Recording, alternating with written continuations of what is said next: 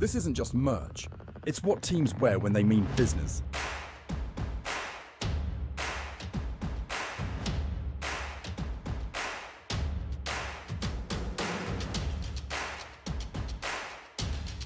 Every stitch, every print, every detail, made to perform.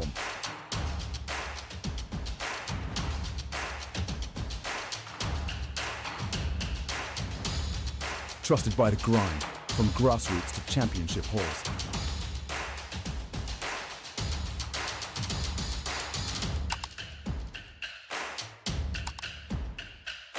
Build your team store. Wear the brand that wins.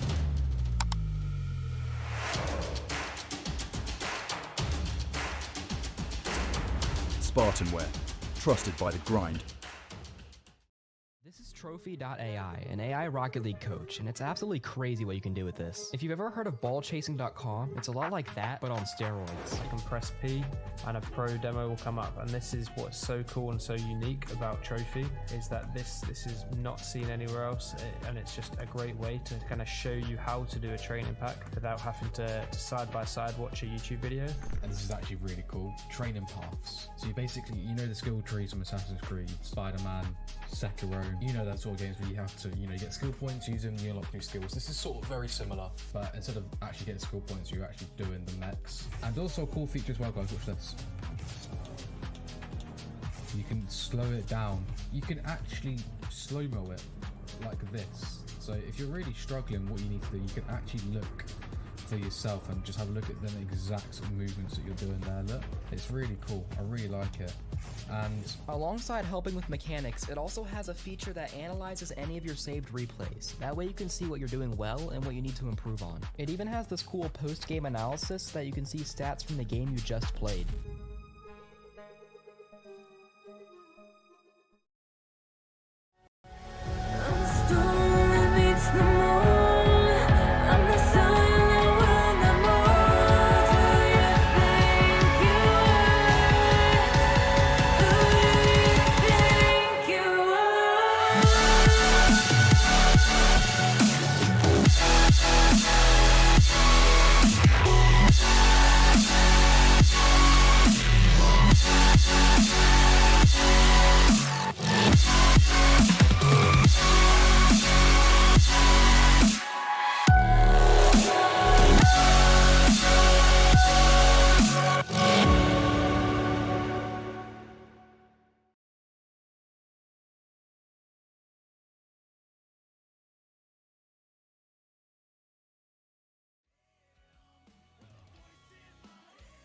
And welcome back in, RSC fans. It is another fantastic day here for the Academy play-ins. We had an action-filled day yesterday where we got to see a little bit of the groups play out, some of the lower bracket there. And as of course, we will continue on with that here today. As we've seen already, we had Livens going in through the upper bracket in their win against Acronix. And then, of course, McGain beating out Orangerd there in the lower to get themselves into the playoffs as well. But what our focus is here today, it's going to be the remainder that hasn't been touched yet. I'm joined by Mr. Poggy. How are you doing? I'm doing very well, Bulky. Thank you for asking, man. It has been an insane run for ODL McGain, not only being rain out, but Orangerd as well, placing themselves, even though as a 5th seeded team in the Glaciers Conference, well past what Ignis has got to offer. And that leaves me for today, where we'll be seeing two teams from different conferences face off against each other again. It will be Unitox Xinjiang against Aspire's Ascent, who will be casting first. Yeah, and this is a really exciting matchup that we're going to have here to start off the day. As we can see, their standings here within their respected RSC divisions. It's going to be 6th for Xinjiang and, of course, 5th for Ascent. Both of them really close if we look around these stat lines. I mean, there's not too much that separates them apart. I would say one of the things we might notice is a little bit more of a passive defensive style coming out here from Jianjiang. But other than that, I feel like this one could have all the makers to go a distance. I mean, if we're looking at it, Changjin definitely taking their series onto a longer while, losing more games, but ending around the same amount of wins against Aspire. And if we're looking at the goals for and against both teams, we see that even though Aspire is a bit more defensive oriented, Unitox could break through with their reckless playing style. And that's the real beauty when we do get into these academy level types of gameplays. I know a lot of people have their hype around the Masters, but for me, this is where all that action really comes in, because it feels like some of these plays are going to be so much more impactful, so much more worthwhile for these players, and you really never know how it might go. It does kind of feel like a coin flip at any given moment. But we'll take a look at our lovely players that are lined up here to take the pitch. Of course, we have some of the Unitox managers in Heki and Voodoo that will be representing their academy roster here. They'll be flanked by Maddie. And then over on the Aspire team, some names that you might recognize within the academy ranks of Bassi and, of course, Blady. Yeah, and looking at these lot, I mean, it is amazing to see Voodoo thrive with 45 goals scored in 42 games. So definitely a player for Aspire to look out for today, as he will be the one probably making the shots, making the plays. And I mean, that's what we're all in for today. And you know, it's just one of those days where, as RSC, the regular season has come to its conclusion. We know the playoffs are here. A lot of nerves start to get built up into the atmosphere. You started to realize that, hey, there's not that second life, especially when you are playing within the lower bracket here, as both of these teams are. They've got a long way to go if they have those aspirations of making it into the playoffs. But it all starts here, and it's one step at a time. It's definitely one step at a time. And talk about time, Borky, I think it's time for some lovely, lovely predictions here today. What do you think this upcoming matchup will have for us in store?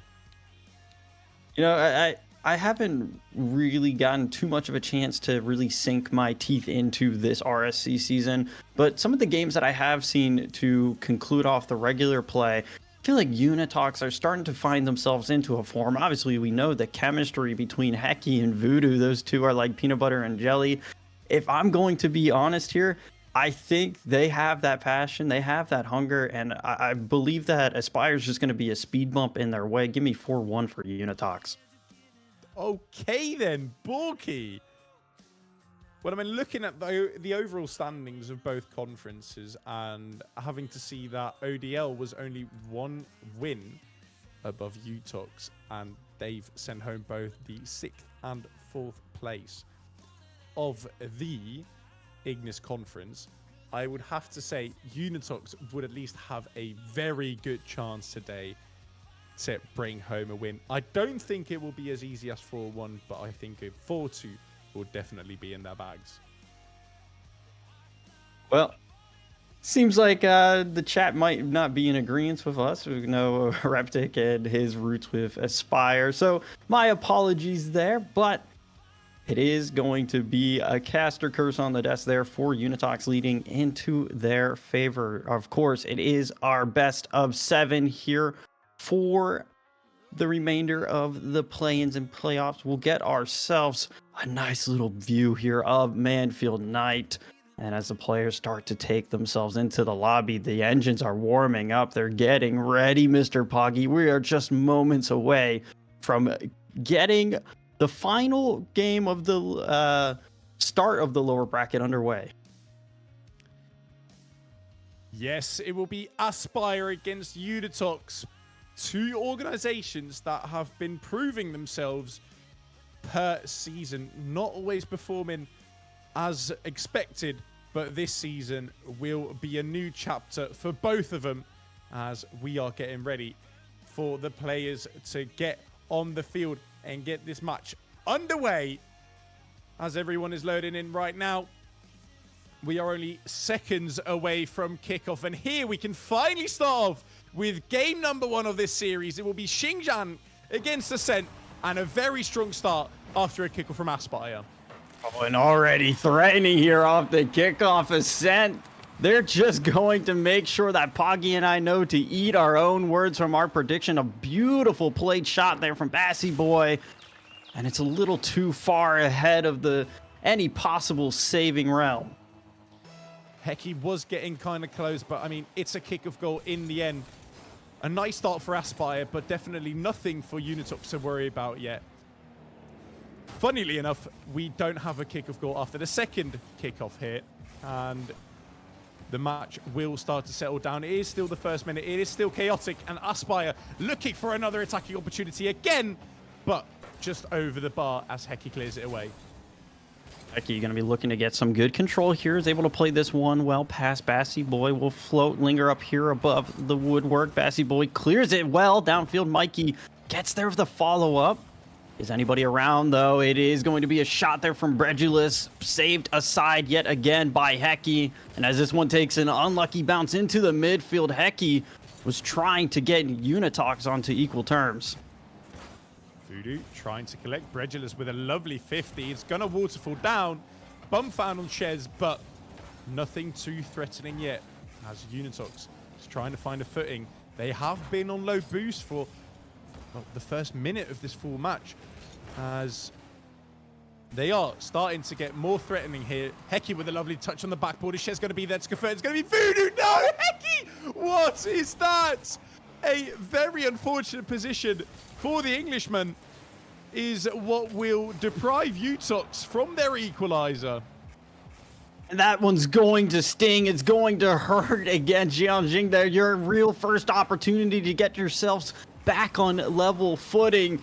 And it's an own save. It might come back to haunt, as now here comes Ascent. A little bit of an attack here. Bassy Boy plays this well off the corner. Fakes out one. Voodoo had to jump for it. Instead, though, he will be bailed out by his teammate in Heki there. It's not out of the woods just yet. Another threatening opportunity, but Bassy Boy plays this one patiently and smartly back. Allows him a collection to the corner. Collection not for long. Voodoo keeping that pressure up. But as we saw before, Utox definitely struggling on the boost end. And here, finding themselves in an awkward situation, not getting the ball away. And the demo's being found by Aspire. Bassy Boy hits the crossbar, almost converting the 2-0. Xinjiang getting away there on a thread. And the onslaught of Aspire keeps going. The pressure keeps building up.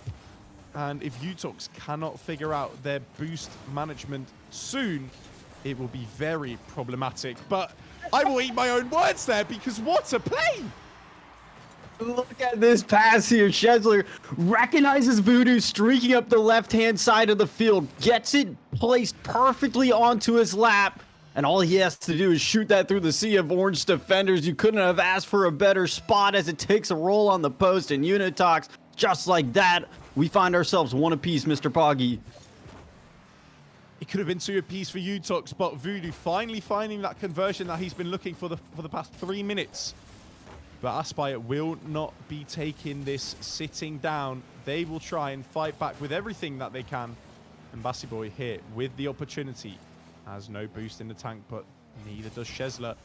Little fake there from Bassy Boy, looking to play in the midfield. Mike not reaching, but Bassy Boy still with it, as Shez is finally able to clear away. Possession not really being kept by both sides here, but that is a little bit expected here in Academy. But it does not fall short for the content here. Heki with a big clear away, and Bredulus, although demoed, clearing away the danger. And Ascent have been doing such a good job of just minimizing the amount of time that Jianjing might be able to spend inside the orange side of the pitch here. Every time it feels like we get a little bit of pressure relief here for Jianjing, it's instantly just right back into their final third. Good touch there from Shezler. We'll get this downfield. It's up to Bredulus there to try to pop this one up. But here comes Hecky high and putting a shot on target. It is saved away lovely by Mike. And now he might have an opportunity to put this one on net himself. Shezler flipping open the trick, but getting that clear away with a backflip as we are still in possession of Ascent, and Ascent finally being able to convert here on the 2-1, 35 seconds before the end of this first game. And that will put Unitox back to square one, back looking for that goal to bring it into overtime. It is 35 seconds. We know Academy breeds these kickoff goals. For Unitox, so unfortunately not going to be heading in their favor. Shezler, what do you have in store? Can't get the touch he was looking for. Instead, it's Bassi just killing more precious seconds off this clock. It's going to be extended here. A pass into the midfield. Big demo. Mike, can he get this on target? Touch is just a little weak. And as a result, Hecky might find Unitox one final chance here. The seconds just ticking down. Hecky needs to boom this voodoo. Can you find a touch? No. Bassi denies again. It's on a threat. And just not enough boost in the tank. Ascent will be able to comfortably get away with game number one. A great win here by Ascent.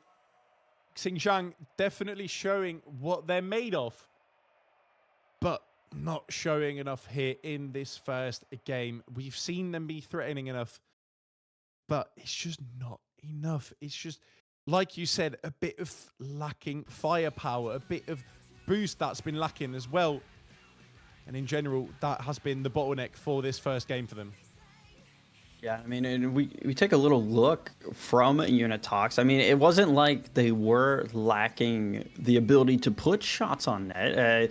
They were on pretty equal terms when we look at the shots across the board between both teams. I believe there was 8 for Ascent, and then for Jianjing, I think they had 6. So, I mean, you're just 2 behind. It's not, but the real bread and butter comes in when we look at the Ascent pressure and how much pressure they were able to produce, because when you're stuck on your own final third, and you mentioned it countless times how the boost situation just was not in the favor there for Jianjing.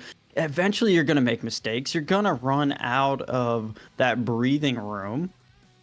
And when that does happen, it is going to be that go-ahead goal that Ascent was able to find. Well, game number 2, some little wrinkles that can be ironed out here for both of those teams. And it's going to be up to who can get that iron working the fastest. Here at Forbidden Temple, a big travel for both teams, but as we've already had the kickoff commence, it was Aspire almost getting another one right off the bat. But Unitox have dealt with the situation accordingly. Shez looking for a little touch there in the air. Voodoo left here alone, able to collect, trying to find Hecky there on the midfield. But all 3 players of Unitox gathered in their back left corner. And Bassi Boy will say thank you very much. A big mistake in rotation will end up in a 1-0 for Ascent.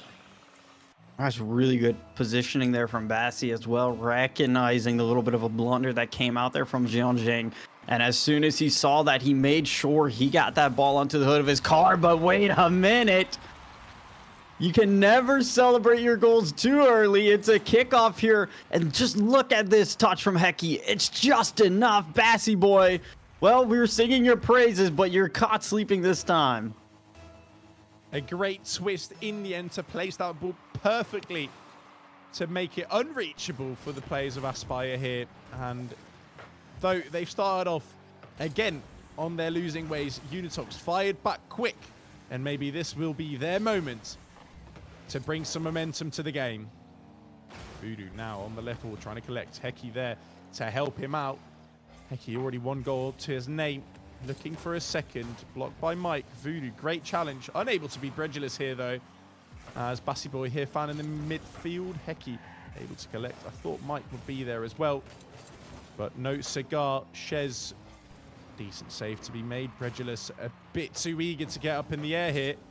Bassi Boy looking for a read. Collected by Hecky. And after this first minute Borky, we'll see the match settle down a bit. Both teams have found their footing. And it will be a major mistake that will probably end up in a goal for both of these teams. What a touch there from Hecky as well, able to get up and put a hand to force it against the backboard. It was so crucial because there's two players from Ascent that were just screaming that ball down, and as a result, we now get a little bit of Jianjing offense. It will be cleared downfield here. It's going to be a foot race. Bredulis fakes out the shot, and as a result, the Unitox defenders drawn far and away, and that's a wide open net for the Pickings. I don't know if I want to call it a good fake. It was definitely a fake because Hecky sent into the woods and has joined the crowd after a beautiful goal there by Bredulis. And again, a little fake here from the kickoff. Shezler here found by Hecky after the kickoff. Bassy Boy able to get that ball away, and a very risky kickoff with a high reward. He's also looking for high danger of pressure coming from Ascent here. Ball played into the midfield. Hecky able to clear away. Voodoo now with a bit of space on the left-hand side here, looking to go up the wall. Gets it down the ceiling. Wards fall down. It's Bredulis going to be there. Shez, good attempt, but no conversion into a goal. And here is Ascent yet again. Bump found, but Voodoo, the absolute unit, not being moved away. Hecky passing this one upfield, trying to find Shez yet again on that connection. Voodoo will have to take a 50 there against Bassy Boy. He is going to be out-muscled there, but it doesn't lead to anything too threatening. It's still just Jianying trying to hold their weight around this midfield here, find themselves not falling into the same vicious cycle of game one where they're just stuck on defense. Another nice save there coming out from Shezler. Hecky takes a great 50. Shezler is going to be up in this foot race against Mike. It sends us downfield. Bassy Boy last in net, though. No real threat, and he's able to just get himself another easy save to the tally. Shez on 100 boost here. Is he going to cook up some magic? It's going to be a magical pass to Hecky, who's maybe going to pass it to Voodoo to convert. A great goal line save there by Mike is what's keeping Ascent still in the lead. But Utox not done attacking yet. Xinjiang looking for that conversion as early as they can, but Bassy Boy is still being dangerous. A player to look out for and definitely one to shut down in upcoming matchups. Voodoo looking for a demo here, finds it on Bassy Boy. Valuable play taken off the field. Unitox not moving fast enough to convert though. And it is Ascent with a beautiful defense here on the counter-attack, blocked by Voods. Brick wall that Ascent has been able to put up is really paying dividends for them here. The quality of these shots and the pressure that Jianjing have been able to produce have just continued to increase. Hecky opportunity, and when you need a hero here for Jianjing, it feels like Hecky's that name you can call upon countless times, as yet again he gets them on equal terms.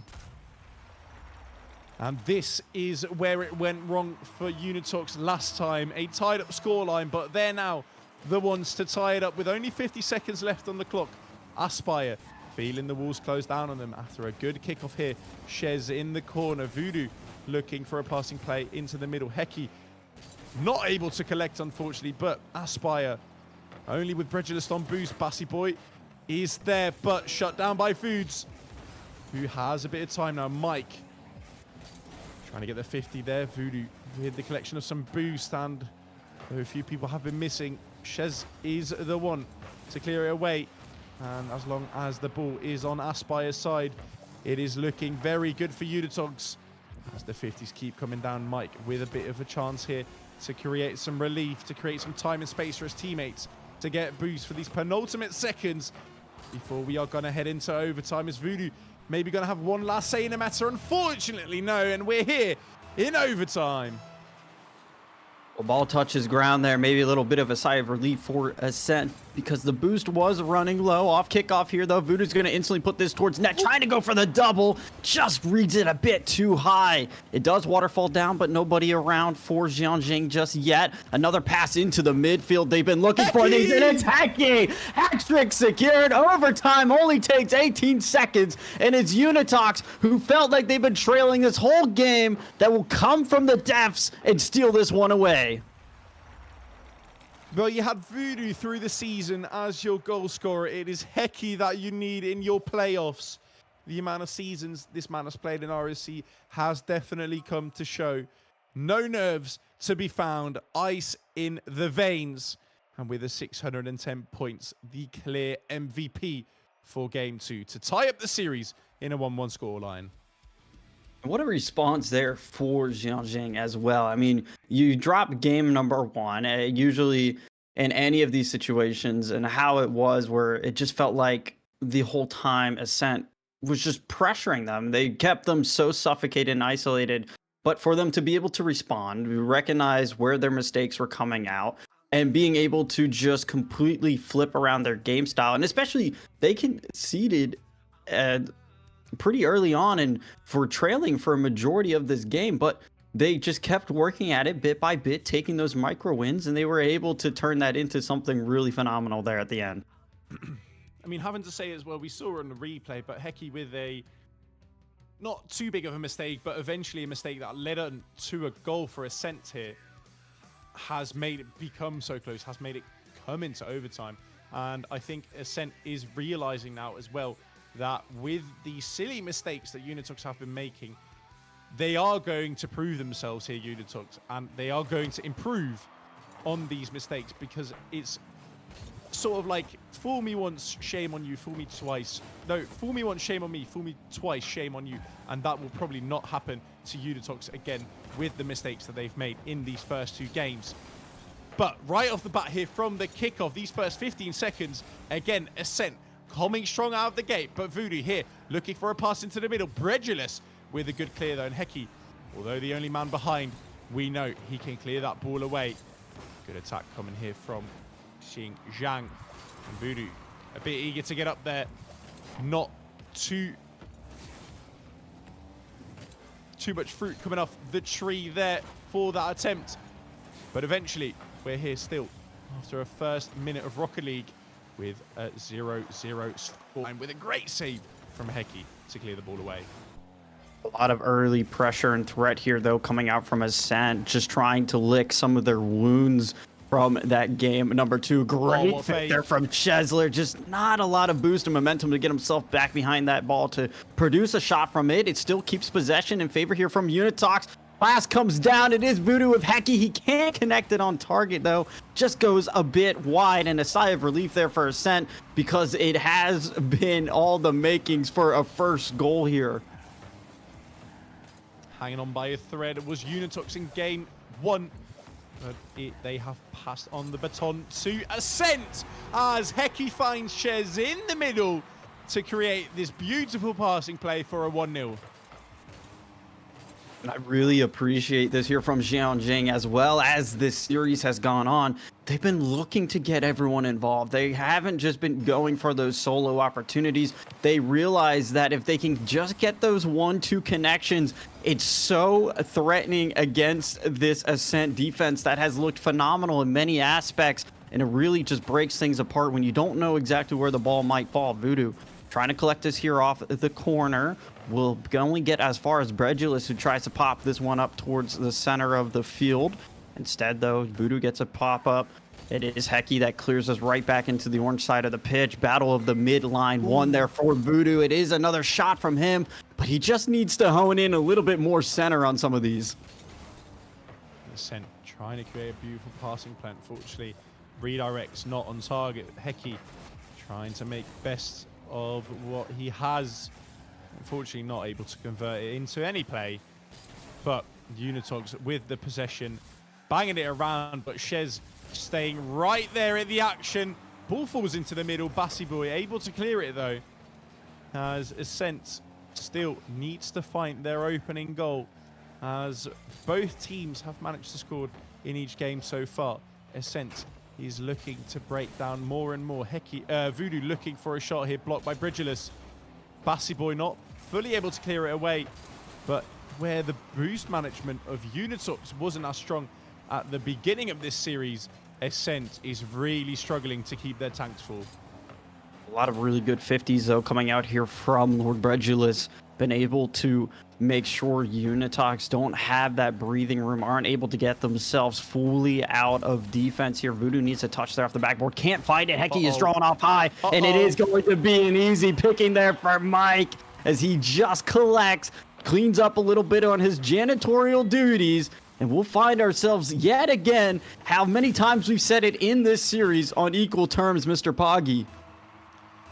It's just unfortunate to see that Vu wasn't fully able to protect that backboard pass, and with Shez outside of the rotation too far to be found for Heki to instantly commit.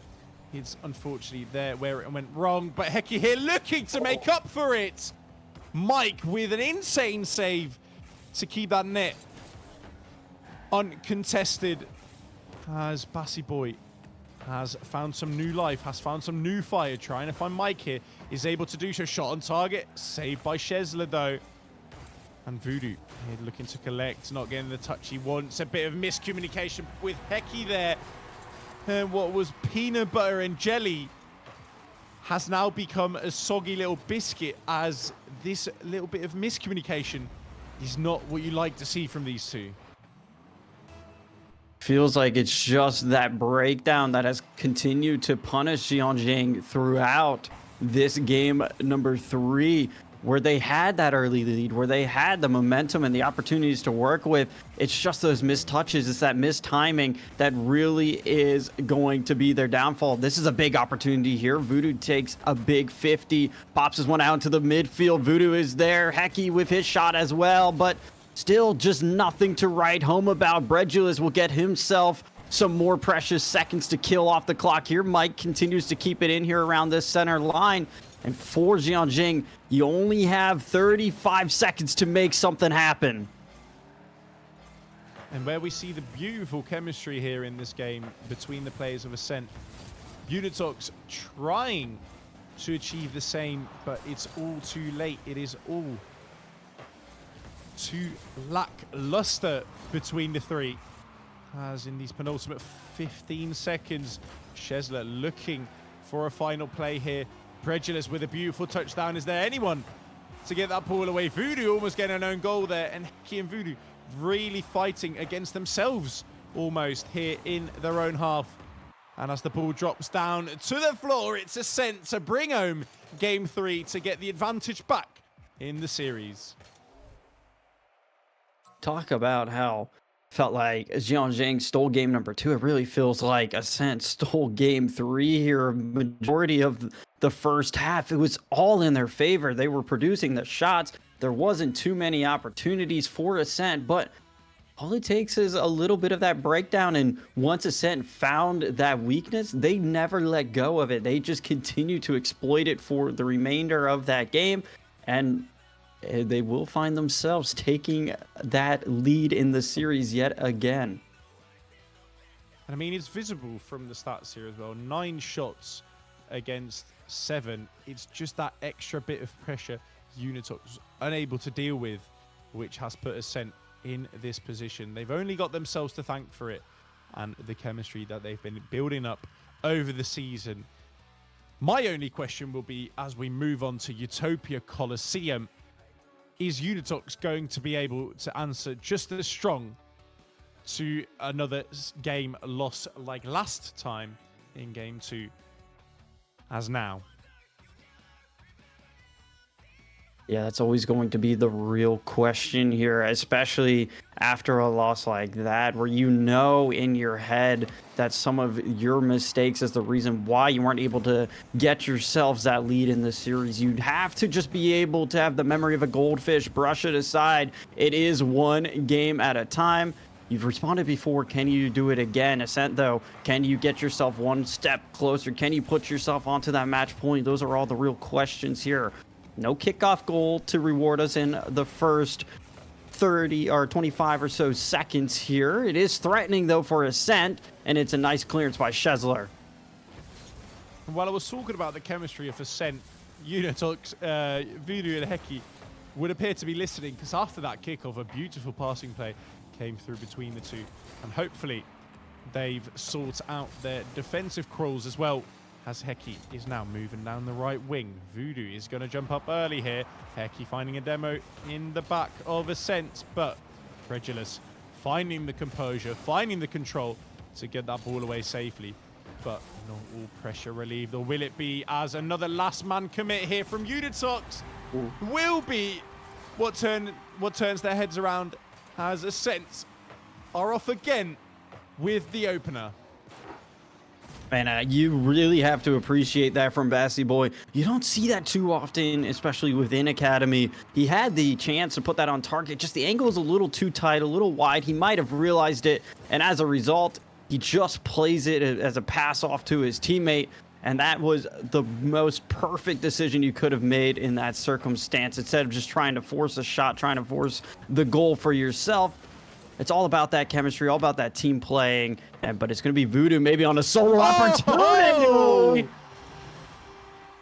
Here we go, ladies and gentlemen. This is why I gave up my availability for this week, because this is what you love to see from the South African Voodoo, as he is the one to equalize after a beautiful touch down the midfield, taking it, controlling on that one-on-one situation, slapping it in the top left corner of the field. And here we go again. Shezler not being found after a beautiful touch by Voodoo here, who's appeared to have woken up from his slumber.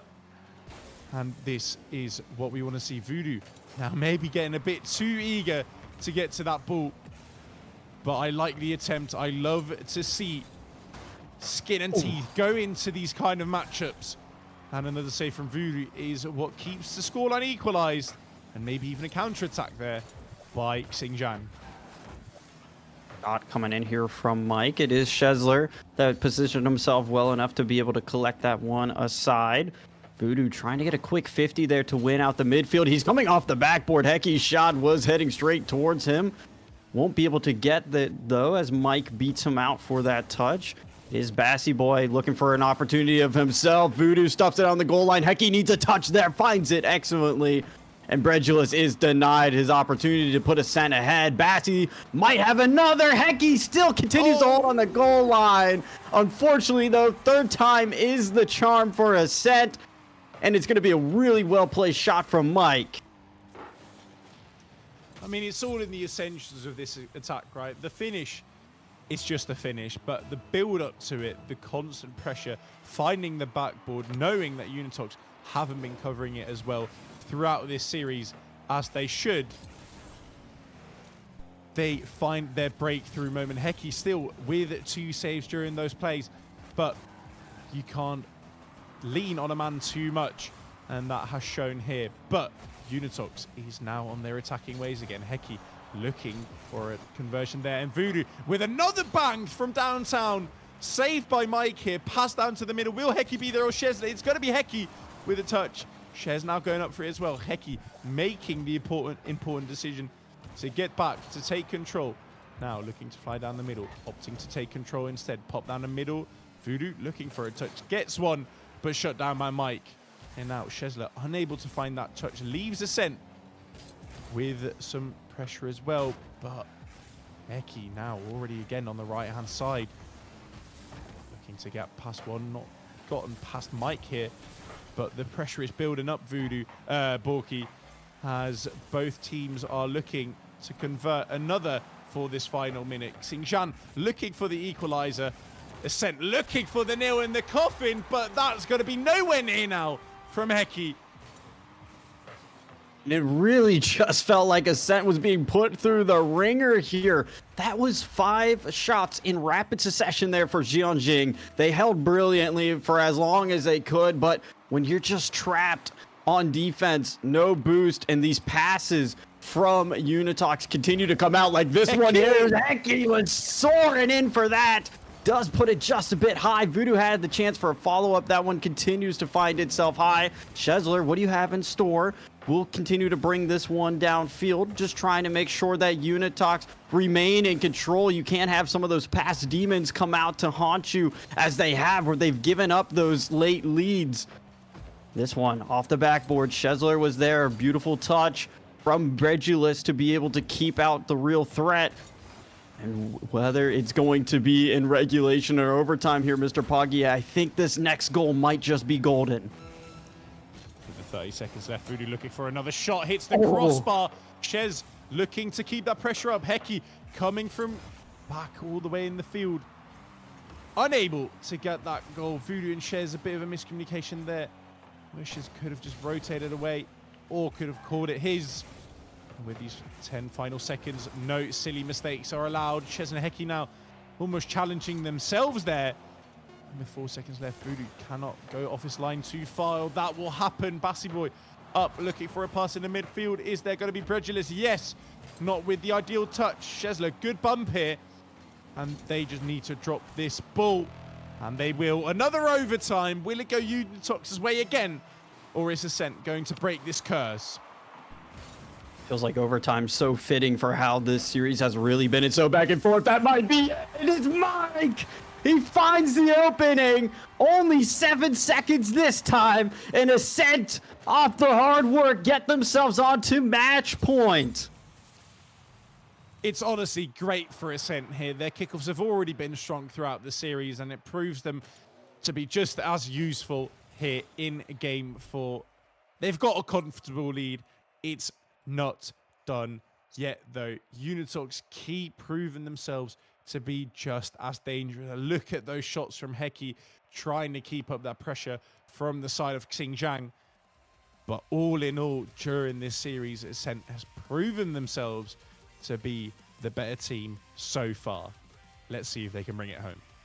Yeah, and I really just have to take my hat off to the way Ascent has been playing defense. I mean, there's probably about a 2-minute stretch there towards the end of the game where it was just nonstop Unitox shot after shot. I mean, Heki with 7 shots, Voodoo with 4, Shezler on, 1, but he was just kind of creeping around that midline the whole time, keeping in that pressure. They were looking for these passes, but it feels like Ascent just found their way to diagnose it, read it, intercept it before it developed. And all it takes is one little mistake, one little quick counterattack.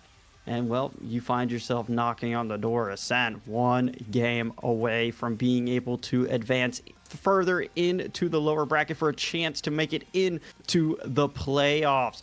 For Jianjing, backs against the wall, no more breathing room. It is do or die. Ascent, a possible 5 minutes removed from a spot to play against 20 recruits in the upcoming 20 minutes, or will it be Xinjiang finding a new life to bring this series up to a new level, to bring themselves back into the game, or will be answered in these possible final 5 minutes after 30 seconds of game time here? It is Ascent looking a lot dangerous, but Bassy Boy and Lord Bredulous now caught off guard a little bit by each other. Mike puts it up high. Voodoo with a bang into the middle. Bassy Boy is very awkward there, but readjusts his car just in time to get the save. And both teams, well, I'm happy to say they neither have been able to score the kickoff goal right from the bat. I mean, this first minute, just both of these teams really testing the water. You could feel the confidence over that overtime win being carried into this one from Ascent, but Jianjing have done a good job to be able to navigate themselves through that. Bassy Boy, real first opportunity, just couldn't get himself around that ball. Shezler able to collect that one with a nice little save, but Bredulous keeps us around the midfield for a little longer, allows his teammates to be able to get position back here in net. Voodoo, though, shot high, hits the woodwork yet again, and that seems to just be his curse here. So many opportunities denied off the top of the crossbar. Heki, decent touch down the left-hand side, cleared away though by Ascent. Unitox looking a lot more dangerous than Aspire here, and it is proving to be that way. Shezler finding the woodwork, but Bredulous does so as well, clearing that ball away from the right post. As Ascent hanging on by a thread to this tied-up scoreline, 0-0 after 2 minutes. Here we're back with Park, but Unitox, you can more call them a phoenix because they look like they've been reborn. And I just want to point out, if Ascent are able to come away with this here in this game, we have to talk about that Bredulous save there on the goal line. A big shot, and yet again, it's another well-defended save from this Ascent side. They are just unfaltering, a brick wall at times, and when it's needed the most, they continue to hold strong. Though you'd think a 3-1 lead is at least enough pressure relief for this final matchup. Ascent is still able to deal with it, though the pressure is still coming from the fact that they still want to win. They want to face 20 recruits right after this game. And after an onslaught of pressure from Unitox, it is eventually Bredulous finding the chip over the Unitox defend to make it 1-0. Well, just south of halfway in this game here, Ascent. They're in the driver's seat. They're looking to take this away, but Voodoo, he's so threatening whenever he finds himself this opening space here around just outside the box. And he's going to capitalize. Finally gets it under the woodwork. And, well, Mr. Poggy, it feels like Jianjing, they're not giving up without a fight. I mean, that's been clear from the beginning of this game, Oh, but this no. clear just disproves my whole standpoint that I was going to make. The control that they've been having, Unitox, the pressure that they've been putting on Ascent throughout the first 2 minutes of this game has been incredible to watch. Though the conversion has not been there, my trust was there for them to at least get this game home. But after a kickoff like that, it is not looking too good, Brev, and this could just be continuing after these kickoffs from Ascent, because they won't be letting down. Ooh. Well, a little bit of a back pass there to get the save, and whoa, wait a minute. It might have just created a bit of awkwardness. This one pops high. You can see Bassy Boy takes an unfavorable landing, and Chesler, he's getting himself involved in the action. He's getting himself awakened into this one, and in one of the most important moments where he could have stepped up, he does huge. Big kickoff strategy there coming out for Jianjing. If you can't beat Ascent, you might as well try to adjust to it. And that is what they should have been doing from the first moment. They thought their kickoffs weren't too great against the 3 of Ascent. But it's at least happy to see that the dime has finally fallen and that they are realizing now what these weak points might be. Voodoo looking for a reset here to clear it over to 2 onto the goal. Unfortunately, just a little bit wide. Pressure still not being let go of by Xinjiang here. Heki looking for a little touch, and there it is! Again, when you need a hero, you look at Heki throughout these play-ins, as he's just been proving himself to be a very important player to the roster. And Unitox, well, I mean, he's one of the AGMs there, but I can imagine Bloogie here in the chat, the co-AGM as well, to be happy with him as well, to have let this season with them, as they are now only 45 seconds removed from another game in this series. But I only have to imagine that Ascent is never going to take this sitting down, as they will try and find the equalizer, try and find that overtime, which they've been proven to win in the last game to get that 3-1 in the series. Only 30 seconds left, but pressure from Unitox still mounting up. Ascent need to find a way out of their own final third, and quickly, or it's just going to be a Voodoo here from the left corner. Figured out how to tune in his shots. No more woodwork to deny him this time. And with only 16 seconds left, Jianjing might have just found themselves a lifeline to be able to extend this series a little further. With only 13 seconds left, being Ascent, the chances of them making it with only... Oh my god, I almost cast a go. Oh my goodness, the chances were there. The time could have been there. Chesler not taking any of it though, clearing that ball away and extending the lifeline here for Unitox Xinjiang, as they find themselves to a 3-2 scoreline in the series, with finally a game that's ended with a bigger goal difference than one. Yeah, I mean, this whole series has just been trading blows back and forth here between both Jianjing and Ascent. It feels like neither of these teams want to give, but it has been Ascent a couple times that we're able to just get that last blow in the final seconds. This time, though, we will see a little bit of a different scoreline, as you're mentioning, that it is 2 goals difference for Jianjing there. A beautiful play shot from Voodoo there in the waning seconds to be able to secure that one. But they're not out of it just yet. Ascent still sitting here on match point. They do have 2 more chances to push themselves over the finish line, but we ourselves on to Neo Tokyo, Mr. Poggy. And this is the field where dreams come to die. Where many teams have trying to prove themselves to get themselves to Game 7. A lot of dreams have been shattered here on this field as well. And I think it's a very suitable map. We've had a very vibrant series so far.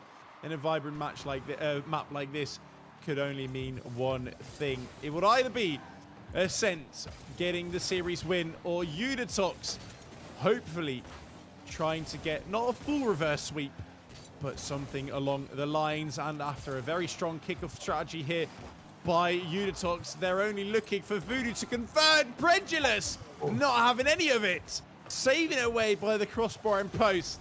Keeping the sheets clean. But the pressure's not relieved yet. All into the middle. Mike missing. Heki faking. Or missing as well. It could be either of the two at this point. But Ascent, again, starting off where they left off last game with the backs against their wall. And will it be Bassy Boy looking to relieve that pressure, looking for some time to get the boost, to get the ball away from their own half, and a beautiful pass here by Voodoo onto Mike. He's not what you want to see. Yeah, again, it's going to be that breakdown there in the miscommunication from Jianjing. It came to haunt them countless times here when you finally felt they got past those jitters. It's Voodoo trying to find Shezler, but Mike just being one step ahead of that play. You have to admire the gumption to try to cut a pass like that, and it pays off fully. It's Ascent. First goal here after what felt the first minute was a lot of Unitox. Bassy Boy takes an awkward touch, manages to compose himself and play that one well past net. Porky, I don't even think Unitox have started off a game where they've led. It's always been Ascent. And it probably will be Ascent if Unitox find to manage the way through this game as well into game number 7 toward Champions Field. Ascent still in a comfortable enough spot, still with a lifeline. Another joker in this series to keep them alive. And Unitox, though, again with 1-0 down, are looking to try and get this ball away. But Shez, though alone in the front, is being let down by Voodoo and Heki here in the back. With 1-on-0 boost and one trying to get some. Leaves the net all open for Bredulous to extend their lead to 2-0. Bredulous has been so phenomenal all series long, but especially here in Neo Tokyo. He held strong on the goal line and is going to even collect himself a nice goal for himself. He has 100% contribution right now in goals with an assist in the first one. Heki, though, we've called on him countless times. We've mentioned his impact and how he's been unwilling to let Unitox go quietly. And yet again, it feels like he's been called upon to cut that deficit to 1. And with 2:50 left, Unitox, well, there's still some breathing room for them. A hero here for Xinjiang. Pats on the back will be given to him. Heki proving himself to be an unmissable force here for the Unitox squad. But Voodoo and Shezler are not taking that title away from him. But with a beautiful tap here in the midfield by Voodoo, it's Shezler getting the bottom right corner in. And whilst being 2-0 down in the game, whilst being 3-2 down in the series, Unitox are still alive and back in the game. As we have another kickoff. Shezler looking for a conversion. Voodoo here on a very tight spot. Not fully getting that ball away, but Heki unclenching at least my buttocks, but at least I hope a lot of people here in the Twitch chat as well, as Ascent is keeping on the pressure. I think this one just fully embodies the gameplay of the series we've seen here. 2 goals for Ascent. You might as well feel like you're in the best position to be able to secure yourself this series win, but Unitox, they clawed back, and we're on equal terms here. Shezler pops this one up towards the backboard. It is defended well by Bassy Boy. Voodoo there yet again, following up for another shot. The defense for Ascent that has held on for countless times in this series needs to come out in its fullest force now. Big miss there. Hecky in the foot race, and Bredulus wins it. Shezler getting the touch there. Bredulus not allowing Unitox to commence any attacking plays. Bassy Boy here to collect. Giving away the ball a bit too soon though. Voodoo with a beautiful turn. None on the left-hand side. Oh my goodness, almost looking to convert there as well. Hecky with a touchdown. Finding Shezler, and Unitox out of nowhere are possibly bringing the game home. I don't want to say anything that could curse them. I don't want to make a mistake to let the boys down. But Shez, after a beautiful pass from Hecky, found the back of the net, and Unitox have found a new life in this series. But Hecky with a beautiful assist, also with a beautiful whiff, giving Ascent still a lifeline to bring the series home here in Neo Tokyo. Mike didn't even get across center field, is able to snipe that one on a long shot. His second goal here in the game. It was 2 unanswered. And just like that, it's going to be a hat trick for Mike. It's off a kickoff. The kryptonite for Unitox comes back to bite. And Ascent might have just found themselves their golden ticket. Unitox were looking golden. And Reptic in the Twitch chat going wild. But with an open net here on the side of Ascent, Unitox could still be very dangerous. And the game is not done yet, ladies and gentlemen.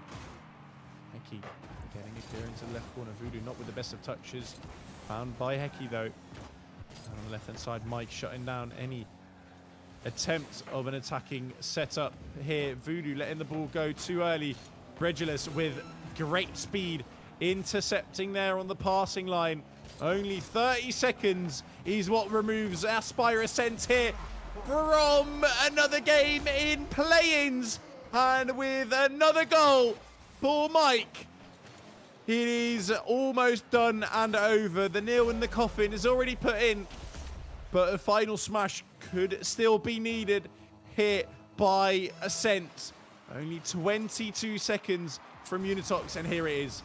The nail in the coffin. Bredulus making it 6-3, where Unitox were looking amazing throughout halfway in this game. It is Ascent relieving themselves of the pressure that they've had on the shoulder from being on match points already by leaving a 2-0 lead up to being 3-0 down. They have proven themselves to be the better team here in Neo Tokyo. And Unitox, while have fought a very valiant battle, it is looking like the road of play-ins is over. Yeah, I mean, this Neo Tokyo might as well be one of my favorite series or games that I've ever been able to watch here. Ascent got that 2-goal lead. Unitox scrapped their way back, took it themselves, and of course, just everything that has haunted all series long comes out. Everything that we've seen here this series returns. Unitox, they did get one more for the road. That is nothing but consolation, as they'll be able to maybe hold their heads high, but that is the end of their play-ins for this RSC season. Aspire able to hold it on, and they'll close it out in 4-2 fashion. What a series this has been. Ascent, early on in the series, have already proven themselves, in my opinion, to be the better team on the field, but Unitox doing everything they could have done to postpone the result of this series.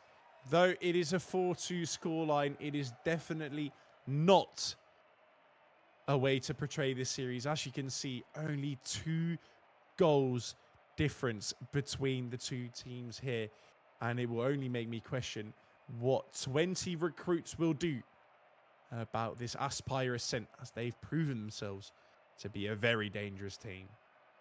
Yeah, I mean, if we want to talk about how even of a matchup this really was, just look at that ball possession there. It's split 50-50 down the middle. I mean, some of these stats are only separated by the smallest of margins, especially when we're talking about Rocket League. So hats off to Xianjing. You fought valiantly. Unfortunately, it is the end of your season, but you went out with a bang for Aspire Ascent.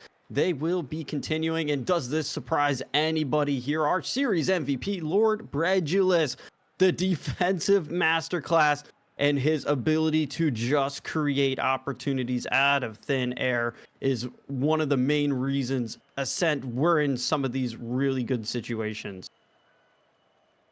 It's all thanks to Lord Bredulus, who has proven himself to be a Lord in this series. The question will be, is he going to prove himself in the next series as well here on the rsc-eu stream, which will be against 20 recruits, as they have proven themselves to be 4th in the standings. Ascent beating Xinjiang, now going to face 20 Rs, 20 recruits. And what a matchup that will be. I believe that will be you, Mr. Borky, with sticks.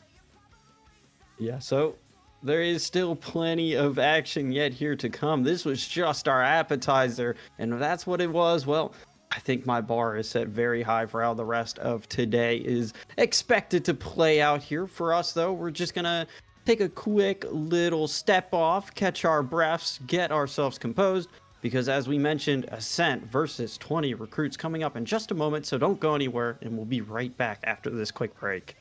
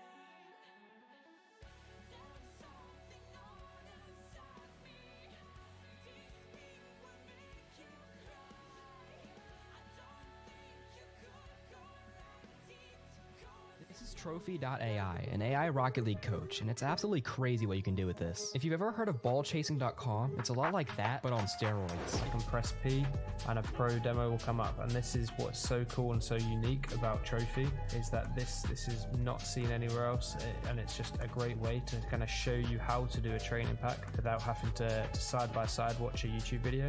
And this is actually really cool. Training paths. So you basically, you know the skill trees from Assassin's Creed, Spider-Man, Sekiro, you know that sort of games where you have to, get skill points, use them, you unlock new skills. This is sort of very similar, but instead of actually getting skill points, you're actually doing the mechs. And also a cool feature as well, guys, watch this. You can slow it down. You can actually slow-mo it like this. So if you're really struggling, what you need to do, you can actually look for yourself and just have a look at them exact sort of movements that you're doing there. Look, it's really cool. I really like it. And alongside helping with mechanics, it also has a feature that analyzes any of your saved replays. That way you can see what you're doing well and what you need to improve on. It even has this cool post-game analysis that you can see stats from the game you just played.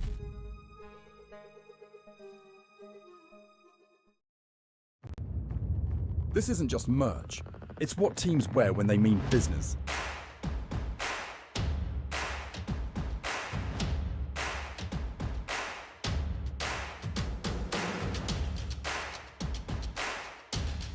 Every stitch, every print, every detail, made to perform.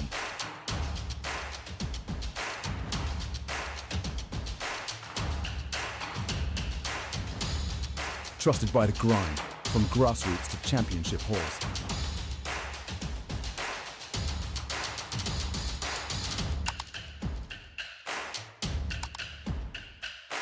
Build your team store. We're the brand that wins.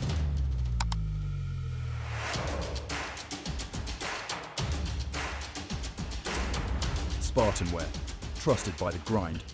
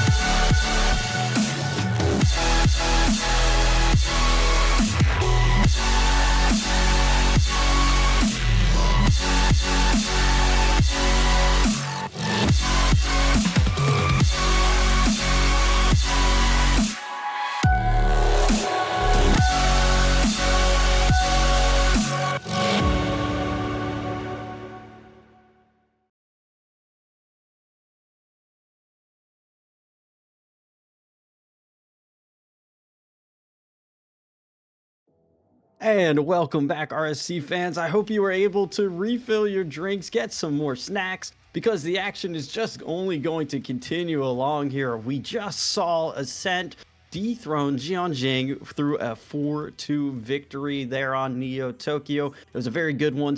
My name is Borky, joining you yet again and welcoming to the desk Sticks. How are you doing? I'm doing fine. I'm pretty hyped about this game. I think it's gonna be an interesting one with Ascent winning last game with 4-2 against Xinjiang, so showing a lot of potential for this coming game. I mean, Ascent really looked to be in good form there. Of course, we do have 20 recruits who were waiting ahead of them here based off of their finishing in the regular season. they'll be looking to advance through the lower bracket, but Ascent still trying to make that run here. As you mentioned, a really good matchup that we have. This will be our conclusion of the Academy lower bracket for the play-ins off of this match here. So as we mentioned, winner does go through, so the stakes have never been higher for either of these teams.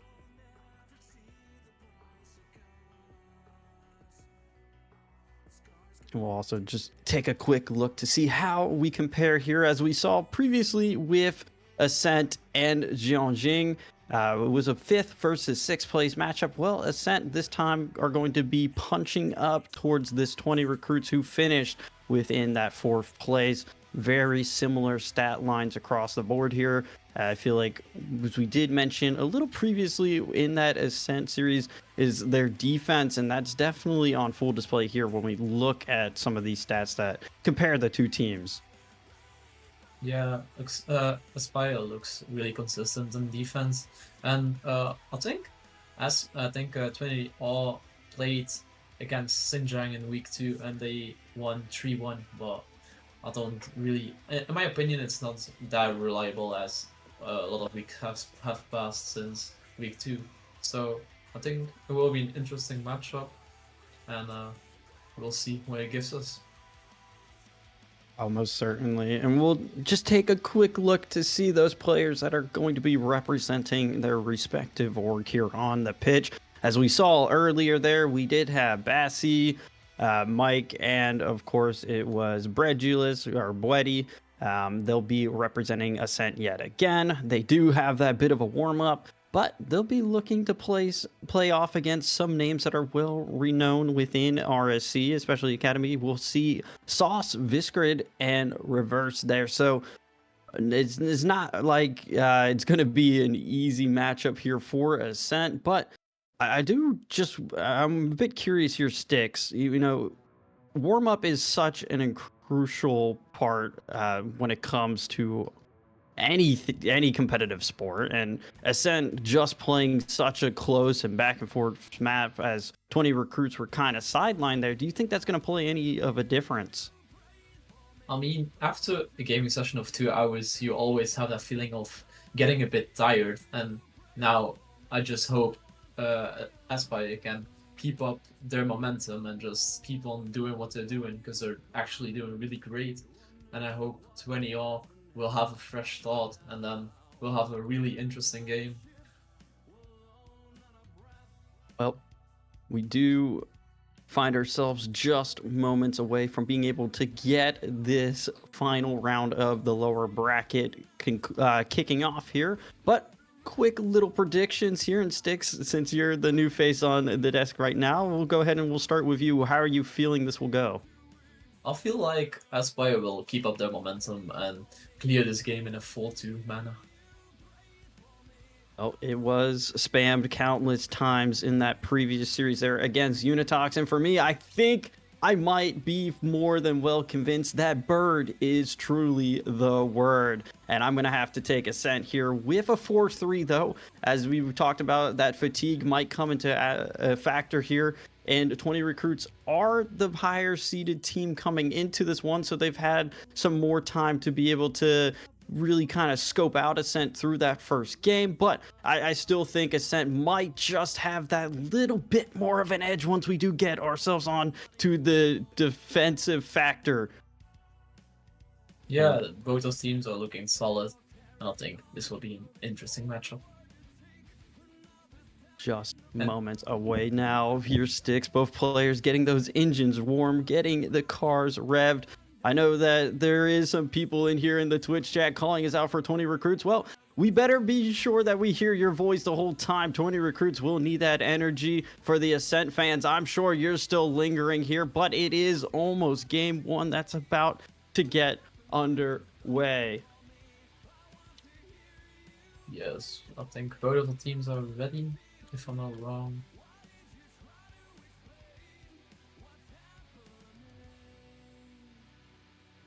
Sure, everyone has found themselves into the lobby. It looks like we are all set to get things underway. There it is. The go is in chat. The players are on the field. And Sticks, well, game number 1. This is for all the marbles here. This is to make it into the playoffs. Take us away. And Ascent has the ball now, but gives it away to Aspire. And Aspire with it, the crucial attack. Now they give the ball back to 20R, who are looking like kind of solid on defense, just clearing the ball away now. And Sauce bringing up the ball. Great 50 by Bredis. Now Brady in the air goes to the front bar, reverse takes off the ball. Now Fiskrit pushing up the ball, looking for a shot and goal. He misses his flick. Fortunate. Find already here. Sauce an opportunity. Tries to put this one towards net. Bassy Boy. Well, we've seen this Ascent defense all season long, all play-ins long. Mike tries to pop this one upfield, but it's been Sauce that's the real catalyst here on getting this offense going for 20 recruits. We'll see Viscrid an opportunity to play this one high and across. Sauce meets it there on the backboard, passes it over towards Revise. Just can't quite get that on target. And for Bredulus, it might be an opportunity to maybe get a counterattack going. Yeah, we're seeing the real solid defense of Ascent here. But we also see that 20 is putting a lot of pressure on the defense. So this will be interesting to see if the Ascent defense can keep up. And unfortunate, great goal by 20R. Fiskrit carrying him to the first goal of the game and of the series. I'm curious to see if they can keep this up or if Ascent has an answer to this one. So far here for our first minute and 30, it has really felt like the 20 recruit show, just really hammering it home. And we'll see another that will follow in quick succession here for the 20 recruits. As Viscra takes a beautiful 50 and Sauce just right place, right time. Yeah, we're seeing the kickoff goals that Ascent took advantage of in the previous game, now ending up in their own goal. This one will be the first long clearance downfield we'll find here for Ascent. Viscrid's not going to be able to get the touch he might have been hoping for. Sauce, can he clears out? It is Bredulus that takes the touch up, but Sauce still just following that play all the way through, navigating it very excellently. Bredulus, what do you have in store? Teammate and Mike waiting on the midfield, and a really good bailout there from the 20 recruits to be able to get themselves downfield in a heartbeat. This one passes in front and unable to get that one secured there for their third. We'll see yet again, though. Sauce looking for that connection with Viscrid. It is on target. Mike sniffs that one out before it gets too threatening on net. Regulus bumped off for his efforts there. No real breathing room for this Ascent side to be able to work their way out of it. A little bit of extended play here in the blue final third. Bredulus is there. Shot on just a bit high off the woodwork. Might have another opportunity. Can he get behind this? Plays it well past Sauce. And a beautiful effort to be able to ensure this one gets to Mike. And just like that, when Ascent might have thought things were looking a little gloomy, get themselves one more closer to be able to get on equal terms.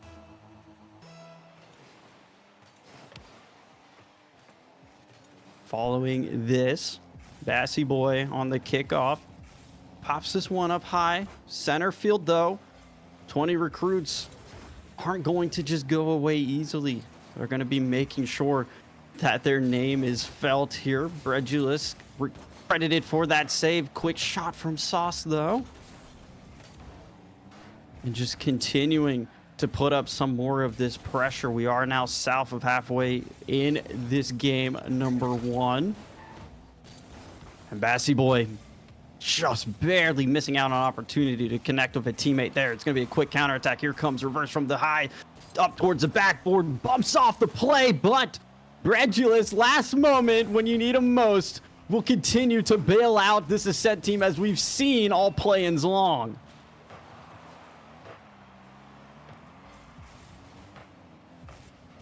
Big touch there from Mike, though.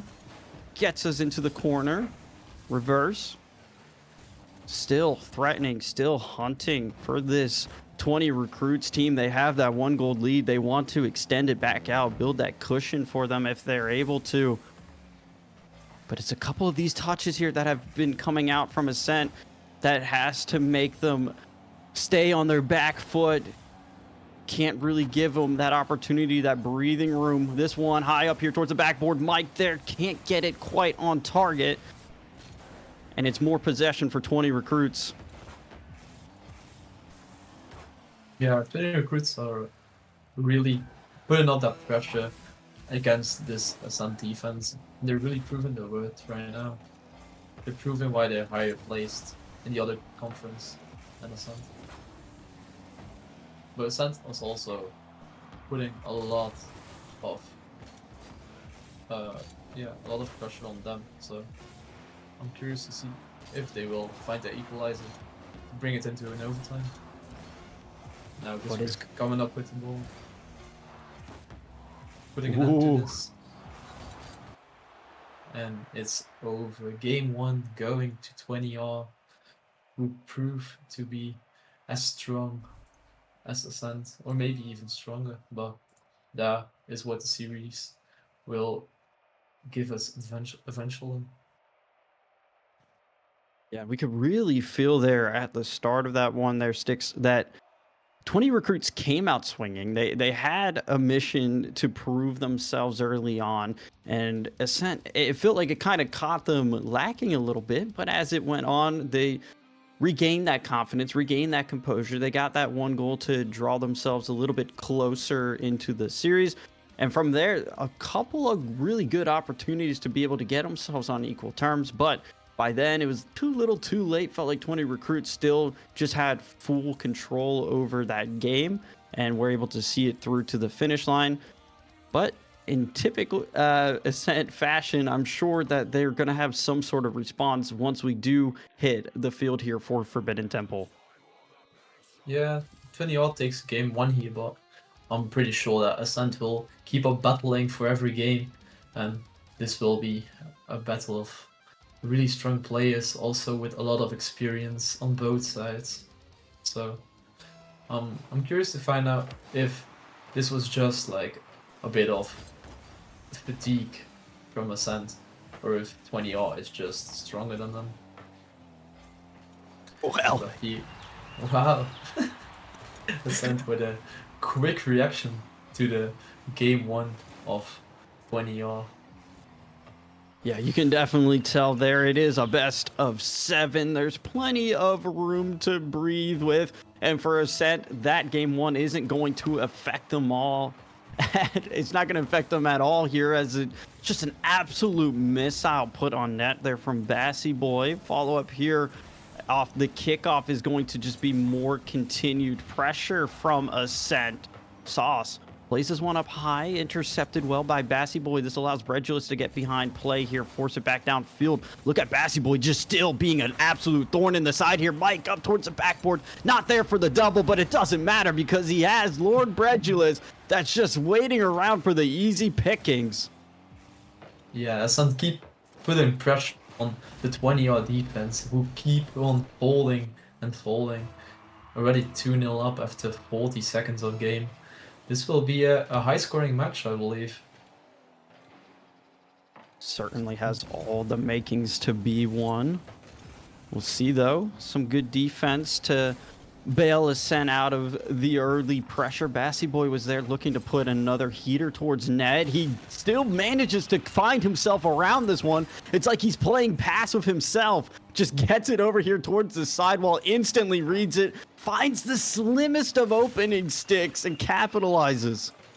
Yeah, this was an absolute great shot of Bassy. He just finds that little gap between Sauce and the goal, I believe. And here it is again, 4-0 to Aspire. What a great comeback from game 1. They just keep on putting up the pressure, and 20R just can't find a real system to stop them from scoring. I mean, we're not even a minute into this game, and for Ascent, they have a 4-goal lead. There has been some crazy things in Rocket League though, so you're never entirely safe. A lot of time on that clock, and well, Viscrid's gonna make sure we all know that as he gets himself a brilliant solo play here. Yeah, the games of Rocket League still are 5 minutes long, so everything can still happen. And Viscrid indeed with a quick reaction to the 4-0 of Ascent. Now, Bassi bringing up the ball, Sauce intercepting. Mike taking control of the ball. Breedy just booming it away, giving maybe nice clear from Breedy. Now, Bassi boy with an open net.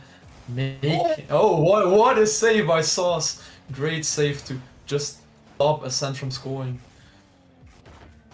Oh, Bassy Boy might have just chewed off a little bit more than he might have been able to swallow there, but Sauce, what an effort to just never give up on the play. That is going to be instrumental in building that confidence back. You need those micro wins now more than ever if you are this side of 20 recruits, and that's going to be something to get you excited about. Follow up here, Sauce is playing some good disruption. It will be Mike that sends us downfield. Reverse gets a big demo that cuts off Bassy Boy. Sauce, pass over here. Reverse, what do you have in store? Trying to play this one towards the center. Can't quite get it. And instead, now it is Bredulous that puts up the threatening attack. Backboard left undefended. Mike tries to slot it down. And you can hear that gong of failure ricocheting throughout the pitch there. Yeah, these silent plays, and then you hear that ping, which just traumatizes you at some point. But he Bassi with a shot, but misses the net. Mike with a pass, and oh, really just barely misses it. Could have went in, and then they'll just. But Ascent is chilling now with 3-goal difference. They don't need. I don't think they feel a lot of pressure at this point.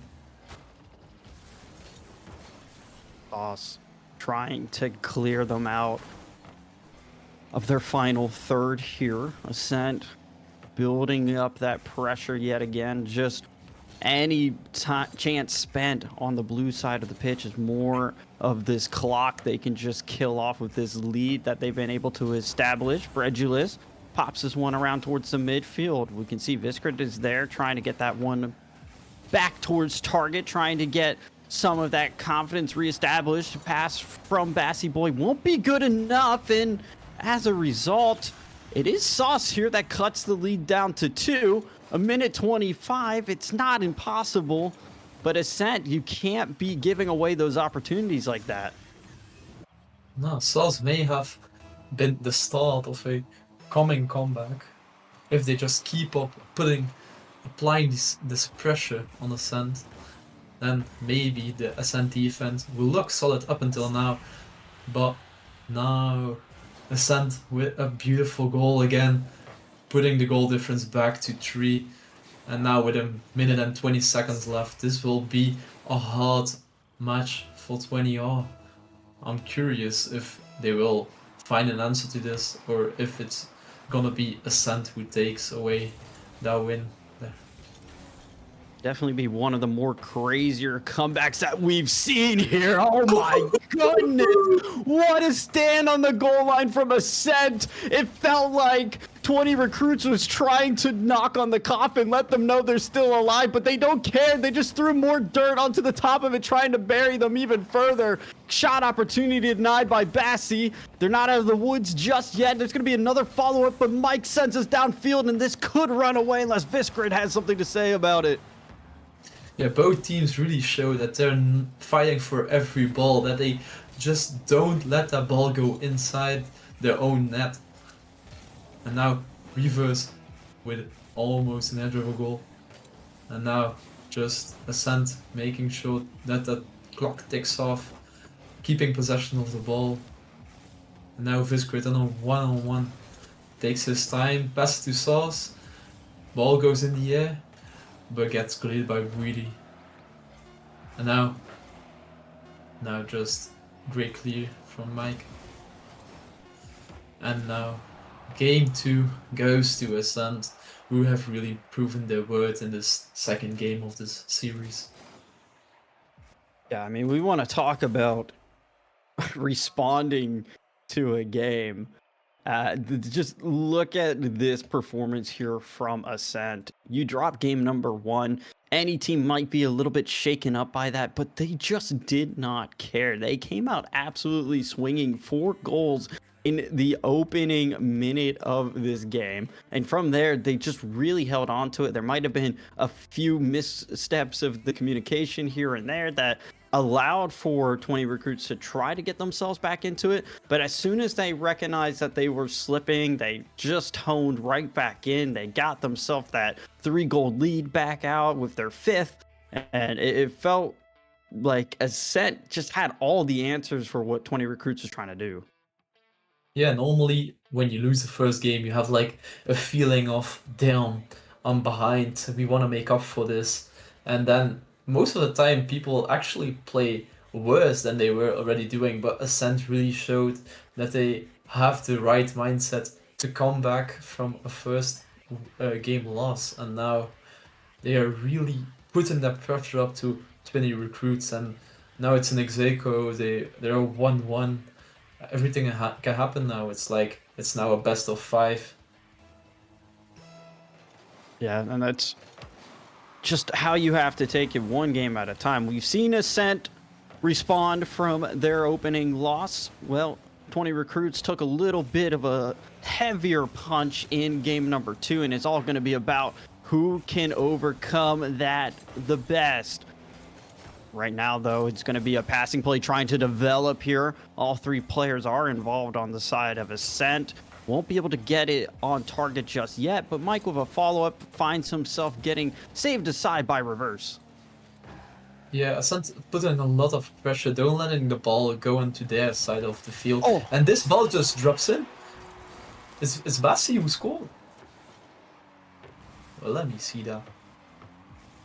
A bit of a miscommunication, I think, on 20R, and it falls down. Reverse with the own goal, but not as planned, of course. That's really unlucky. You know, that might be one of the more entertaining replays I've gotten to watch, as the ball just took every single possible bounce it could have. Mike here, off a kickoff, will just continue what seems to be the bread and butter here from Ascent.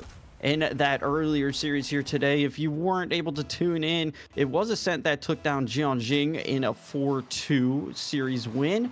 And in that game, it really felt like their kickoffs is what set them apart at times. Well, seems like that will continue to play in their favor here, as now they're up 2 goals, have themselves yet again another little pillow that they can rest on. But it's not going to be an easy task. 20 recruits, this is a team that is determined, Sticks. Yeah, they're really looking to make some passing plays, and it's all trying, it's all forming, but now they just give an open net back to 20. Oh, what is happening here? I think Bassi was bumped, and then great bump by Reverse though.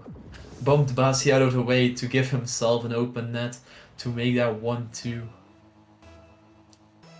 Yeah, it really just felt like there that 20 recruits are trying to bring a whole nother level of physicality to their gameplay.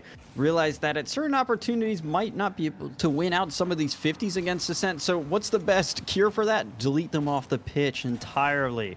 We'll see Bassi plays this towards the corner. Is Sauce that's quick to meet it. A little bit of a team pinch sends this one straight back towards the midfield, but Visgrid, right place, right time, hits with a pass, and that's a beautiful play shot. The team plays are here, and 20 recruits in a blink of an eye have got themselves back on equal terms. This is a Rocket League I like to see the most, like the little passes and then a beautiful shot onto the goal. No way, they were nowhere near the ball. Just a beautiful finish from Reverse. Now, again, putting a lot of pressure on the net. Yeah, 20 recruits, great way to be able to respawn. It felt like might have been more of the same from game number 2, where Ascent just seems to be running up that score. But that's something that's going to get your comms flowing. It's going to get a whole new level of motivation within you, as now it's up to Ascent to try to get themselves their lead back. For 20R, though, holding well on defense. Nice save there from Sauce. Denies the opportunity for Bassy Boy to try to put things up a little further, but they're not out of it yet. Here comes Bredulus with another chance to assault net. It's Reverse that gets accredited with a save this time, and it's a bit more of the same of this ping pong, trying to just keep these shots from being too threatening. Yeah, Ascent all again not making the ball go under their half for too long, and they're still just putting a lot of pressure on that net, and 20R really have to work a lot to keep that ball out of the net, and they are just bombarded with shots. This was also a close one. Ball just drops down middle. Now Visgrid into the corner. The demo onto the net, shot on goal. This is a free shot for Mike, but it gets blocked. Great thing. Now it's an open net. Can they fit? And the bumping play, just pull shotting him into the ball. And what a great bump by Revice. And and a deserved goal for 20R. We take the lead now. Possibly taking game 3 home. Man, you just have to love that. You know, Reverse was the one that was able to collect that full tank of boost. Sauce had to just make a play on ball. Could see the defenders closing in from Ascent. Well, might as well give your teammate that little bit of a love tap to send him all the way home. There he was, though. It is now 20 recruits. Keep in mind, folks, they were down 2 goals at one point in this game number 3. They're now leading here. And with a minute 10, it's going to be up to Ascent to try to collect some more opportunities to get this on equal terms. There is 6 shots right now on the name of Mike. They can't get too... they can't be too clueless here when they get packed. Oh my goodness, my brain is not working. Sticks, take us away. Oh my goodness. Yeah, Ascent has shown a lot of pressure on the goal of 20R, but they are just as hard as a rock on defense, and they're just finishing the chances that they got, and that's what makes the difference in this game. It's the shooting consistency of 20R. Most of the balls go on net, and they just keep applying the pressure. And now what a great shot by Reverse. Just puts it down from there high. Not an easy shot to make, but he cleared it as always. And now with a 2-goal differentiation, this will be a really hard one for Ascent to come back.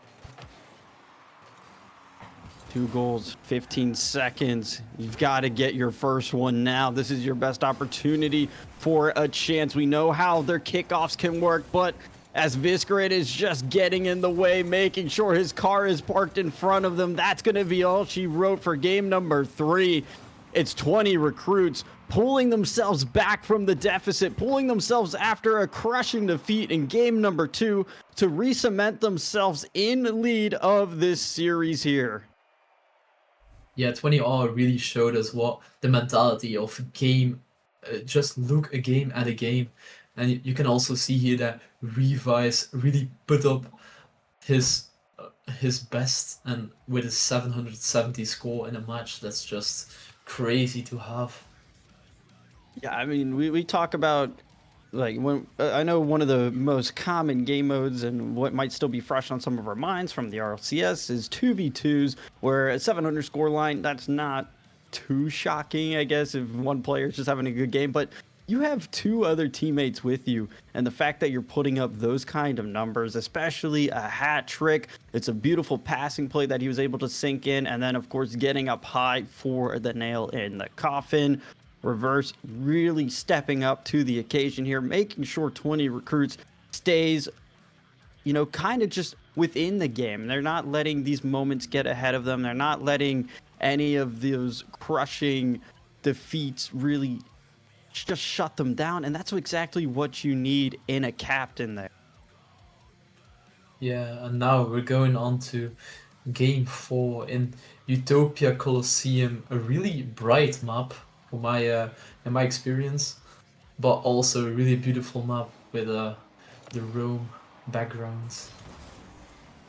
And now Ascent with a quick opener with also again a kickoff, which they're really strong at. Bassi puts the ball middle, the reverse clears it. Again, a lot of pressure from Ascent's way. Yeah, and it feels like what we've seen so far here through the games we played in this series is both teams just really trading those punches back and forth. And okay, well, I guess I don't mind that reverse. You might have scared any of the 20R fans a little bit, but you've got that under control, gets that clearance aside, and maybe an opportunity here to extend some pressure on the blue side of the pitch. Viskrid's shot has to draw 2 of the Ascent defenders to be able to get a save there. Big bump coming out from Sauce. Lord Bredulus gets the save. Nobody in net, so if they can turn this one around quickly, might be able to get a shot on. Unfortunately, won't be able to. So we find ourselves still in this stalemate, but it's a very big hunt. Sauce was around waiting for that shot, decides not to go for it, and that just draws so much boost in the positioning from this Ascent team. Yeah, now really bringing the ball to the net. Revise and a little team pinch to bring it back to the other side to keep applying that pressure on the Ascent team. And they're really doing a great job at this. They're just keep shooting the ball at the Ascent goal, but now they just need to make sure that they got it between the crossbar and the ground and just in the net. They need to get some shots on goal if they want to score. Definitely a little bit easier said than done when you have this Ascent team that is holding down the net, especially Lord Bredulus, who throws himself up for his Savior Medal 3 now recorded to his name. Bassi Boy tries to play this one here high and around. Both Mike and Bredulus jump for this play here. Doesn't seem to really work out in their favor, but they have Bassi Boy that's lingering around there as their third man. Keeps this ball in, keeps play alive for Ascent, who are now hunting to be able to be the first ones onto the board. It's halfway through this game, still in this stalemate. And as the scoreless affair continues, it feels like certainly someone has to break the floodgates soon. Yeah, it's surprising to see that after so many goals in the previous matches, they're just in a stalemate still after 3 minutes. But I also love these games. These games put a lot of pressure on the players, and it just shows them if they can handle the pressure well or if they just fall into a lot of stress and make a lot of mistakes. Ascent still knocking on the door right now. This one gets a little too far away, has to send Mike scrambling back. Some of these demos are starting to come out again for 20 recruits, and this is where it has been so threatening before in the past when they start taking these Ascent players off the pitch, when they throw a wrench into the defensive rotation. You never know what to expect. Lord Bredulus, what do you have in store for us? Not too much. It's just going to be met with the hood of reverses. Card takes him out. Bassi there for a shot. Viskrid, though, continues to keep us 0-0. Yeah, Ascent really putting that pressure up to 20R, looking for that first goal. But here's 20R with a shot, and it just wide. Now, really bringing up that ball. Revise with a beautiful 50. Ball dropping down in front of the net, but there's no one there to collect it. And now Sauce bringing up the ball drops down, and a misread, almost the 1-0, and now Sauce with a goal. Sauce, it was Viskrid who takes away that first goal, who ends up the stalemate, and it gives them the advantage. It really just felt like such a scramble there. One of the most scrappiest plays we've seen here in this series just to get the first goal.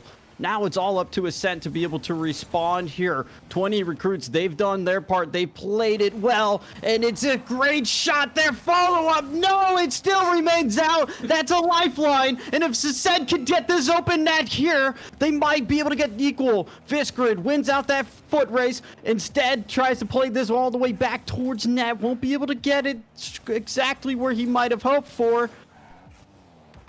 And as these final 15 seconds hit your sticks, it's all do or die. Yeah, Ascent really putting up the last fight, but now 20R has a shot on goal, but Bassi Boy still putting up the effort to keep applying pressure, and now the shot on hits just above, Bassi misses, and the ball just drops down, and it's game 4. We take that 20R takes again, which put them at match point. Ooh, well, gotta catch your breath a little bit after the conclusion of that game. It went from scoreless to everybody just throwing haymakers in the final 30 or so seconds there. I mean, hats off to the defense there from Ascent for being able to hold out against a lot of that pressure, but for 20 recruits, all it takes is one sometimes in Rocket League, and that's exactly what they've got. Now, plenty of chances to be able to close things out. Ascent back against the wall. They put Jianjing in a position very similar to this. They started to make their comeback, so if they want to take anything from that previous series, maybe a little bit of the play style that Unitox employed there to be able to get themselves onto a more equal footing. Beckwith Park is going to be our determining factor, though, if this one continues in any more of a distance, or if 20 recruits will be able to finally get themselves past that finish line and into the playoffs.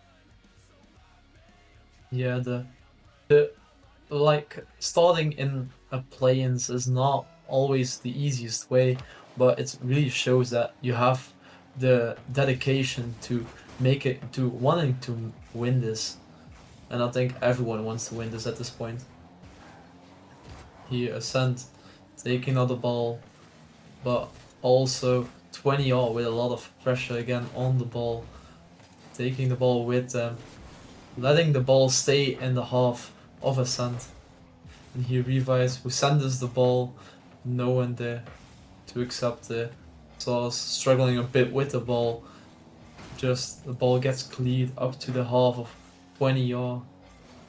And now Ascent with the pressure, but now Visgrid going up in the air, trying to put it in the goal. Now ball in the corner, centering, Sauce with a shot on. What a save by Lord Reedus, who really proves to have his defensive word in this match. See Bassi trying to get a quick opportunity, plays it towards net. He's been shooting these missiles towards net. I mean, just the amount of velocity he's able to generate out of nowhere, and it makes a really hard saving lane for Visgrid there. Unfortunately, will be accredited with an own goal, but might have been going in regardless. Off kickoff here. Mike's going to get bumped off play. Brett just needs to win out that 50 there against Sauce.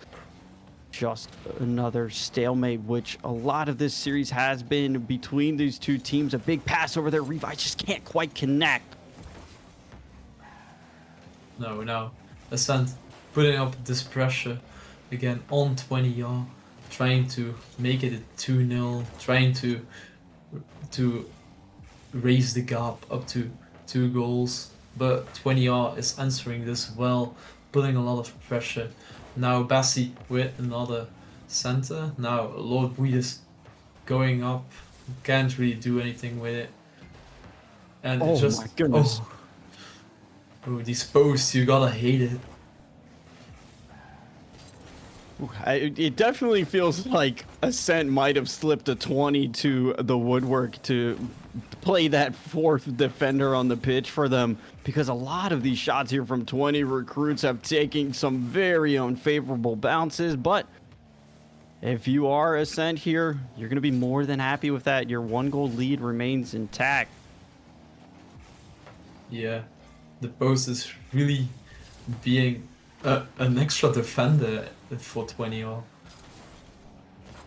But he saw us trying to center this ball, Revise just taking the ball with him. See Viscrid ball. now.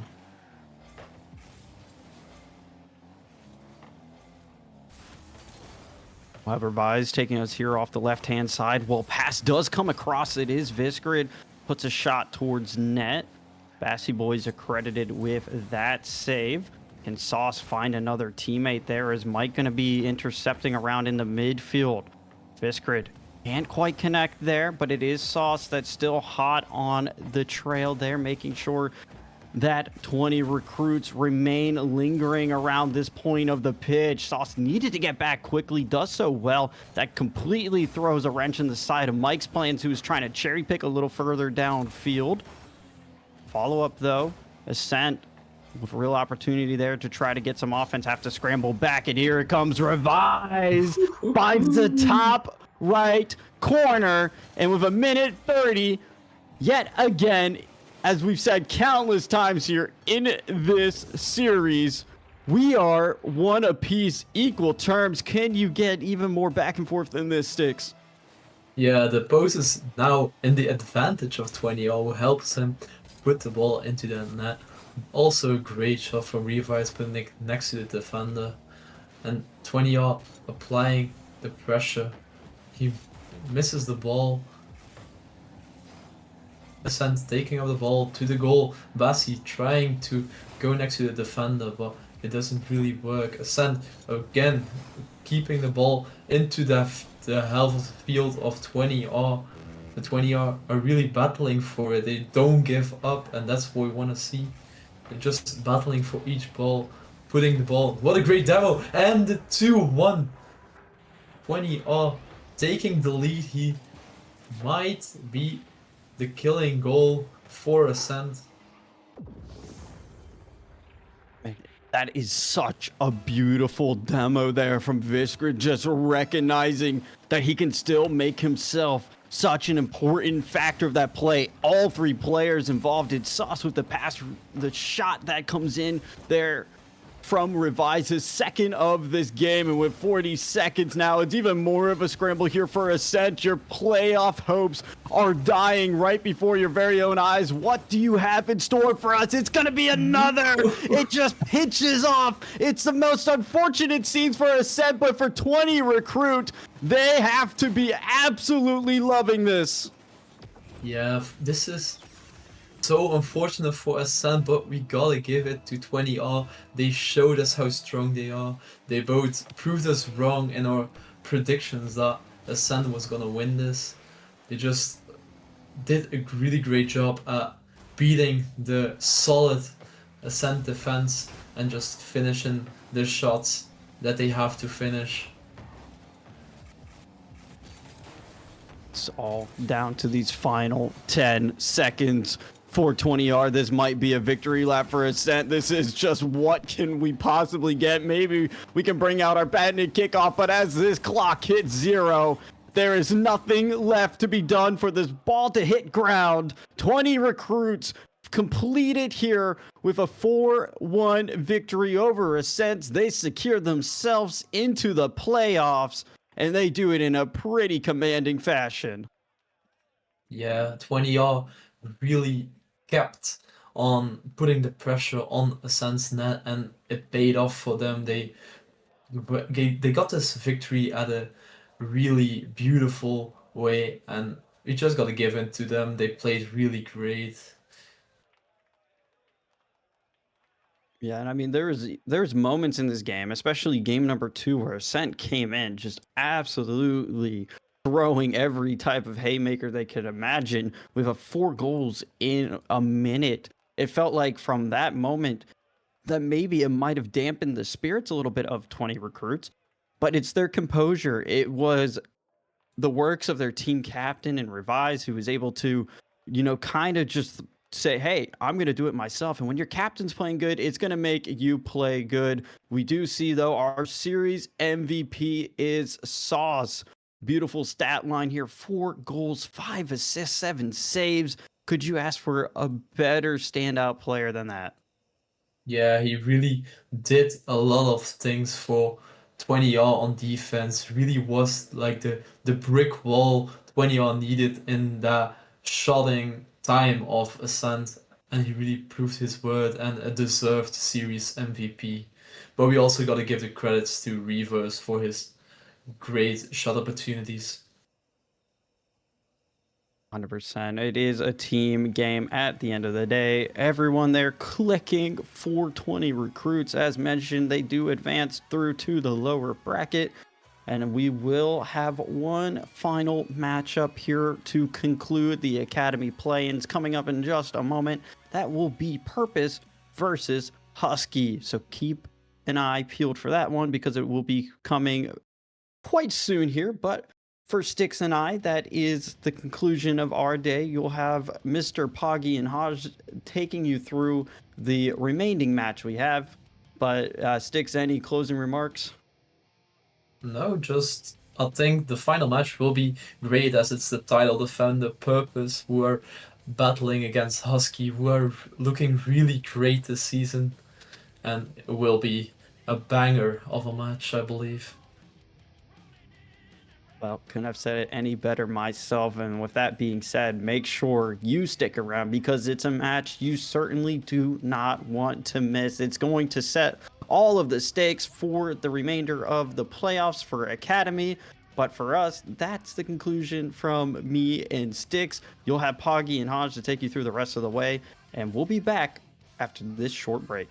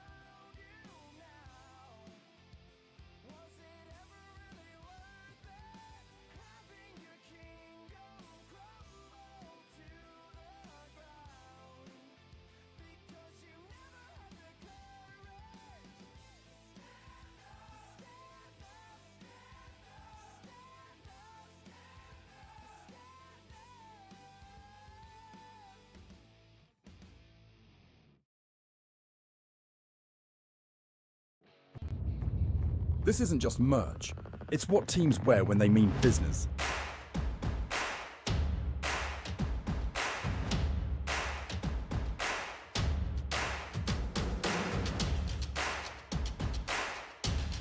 Every stitch, every print, every detail, made to perform.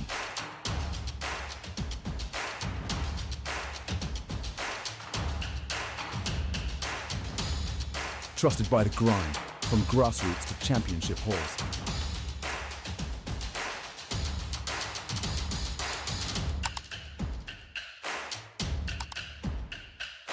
Build your team store. Wear the brand that wins.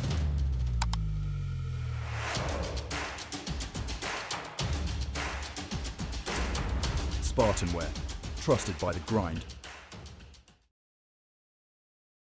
This is trophi.ai, an AI Rocket League coach, and it's absolutely crazy what you can do with this. If you've ever heard of ballchasing.com, it's a lot like that, but on steroids. You can press P and a pro demo will come up, and this is what's so cool and so unique about Trophi, is that this is not seen anywhere else, and it's just a great way to kind of show you how to do a training pack without having to side by side watch a YouTube video.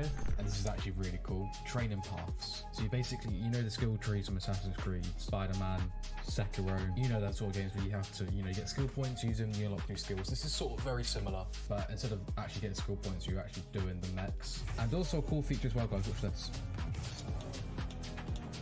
You can slow it down. You can actually slow-mo it like this. So if you're really struggling, what you need to do, you can actually look for yourself and just have a look at the exact movements that you're doing there. Look, it's really cool. I really like it.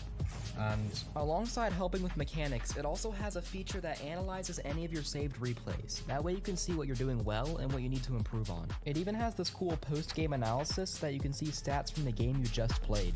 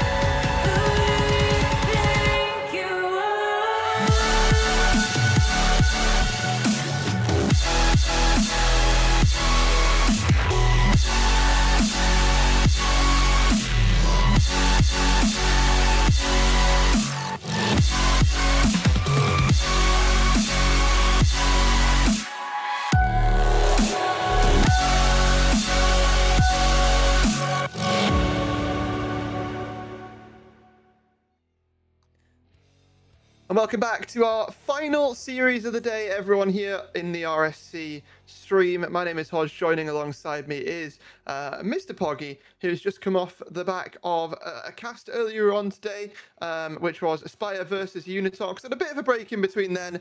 And well, as you can see from that Aspire Unitox series, Aspire, they made it through. They played against the 20 recruits, and the 20 recruits came out on top in a 4-1 fashion there. But, the lower bracket's done. The lower bracket's dusted. We've got our two teams who are moving through the lower bracket. It is ODL McGain and 20R recruits here. But Poggy, we've now got to send our fourth and final team through to the play-ins through our upper bracket here. It is Purpose versus Husky, a matchup like the Academy tier knows all too well. Yeah, definitely. Last year, the final matchup of the season, this tier, and a matchup that unfortunately both teams could not leave for the final match of the playoffs of Academy. Well, it might be because, Hodge, both teams that will be playing right now have actually got another shot in the lower bracket to get a rematch later on in the bracket. But that is a worry for later. As we can see here, Husky ending second and Purpose ending in third, both in their respective conferences. Both teams have done an amazing job, but as we all know from the play-ins and playoffs, everything can happen. So don't be too confident if I was Husky. It will be a fun matchup. It will be a great few games, I think, and I think a lot of people at home watching will also be looking forward to see who will be going through in the upper bracket for this playoff. Yeah, definitely. And well, you can have a look at the player stats here across the board, the impact that these players have made across their season. And well, the sort of difference between these two sides is that Chrome Husky roster is, the majority made up of the same team that, went to that grand final, did that run last season, showed how impressive they can be on a day like this. And on the other side, you've got that Tanny and Charlie combination.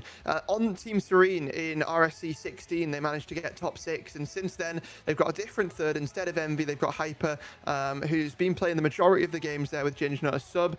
And they've done incredibly well. They've sort of turned their season around a little bit. Didn't have the greatest start, but have been bouncing back and are looking like a bit of a decent side here, and one that's going to certainly try and bring a test to this Chrome Husky side.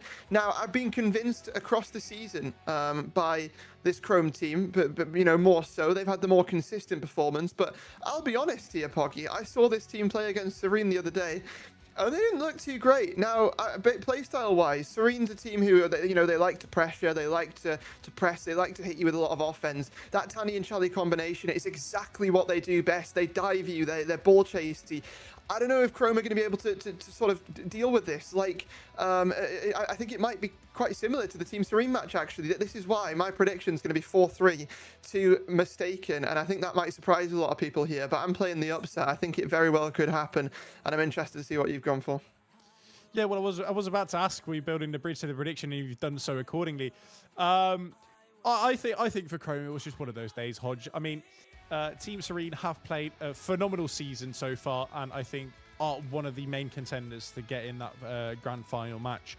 However, Chrome is definitely not a force to be reckoned with, and it is that reason why I am just going to predict 4-1 towards Chrome, because I think it's just one of those days. I think almost each team has got on one of those days this season, and I think against Team Serene, it was just one of those. So without really any further ado, I think we should be ready to get on here to Manfield at night, where these two titans of organizations for the Academy tier will be facing off against each other. Yeah, only one of them going to make it through that upper bracket. The loser has to play 20R in their first series of Saturday. Both teams will make it nonetheless, but who wants to continue through the upper bracket? Who wants that extra life heading into Championship Saturday? Well, game number 1 underway. It's time to find out. Mistaken Purpose versus Chrome Husky, the redo. Where we've seen Aspire Ascent start off very strong with the kickoff. Both teams here, not really so much. A good counter-attack here, though. Rugi almost found in the midfield here by Tawny, but it's, at least in my opinion, good to see that the kickoff goals have started to die down.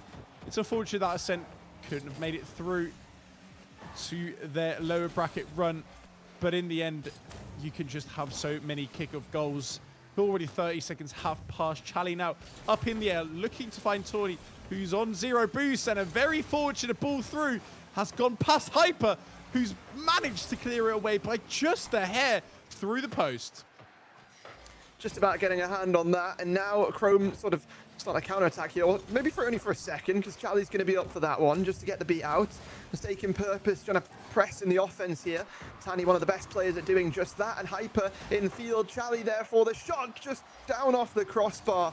Chances sort of taken and missed there from Mistaken Purpose, and now will that come back to bite them, because Chrome, they're looking to break 3 out of this half. And well, there was a little bit of other things that went into my prediction. Call it, scrims, and call it whatever, but I saw a screenshot sent to me of Brave beating this Chrome side 9-0 in the scrim before this, which didn't really inspire me ahead of that matchup. So, you know, anything can happen, but I'm quite high on this Mistaken team. I think they've done a great job to turn their season around and are being a little bit underlooked.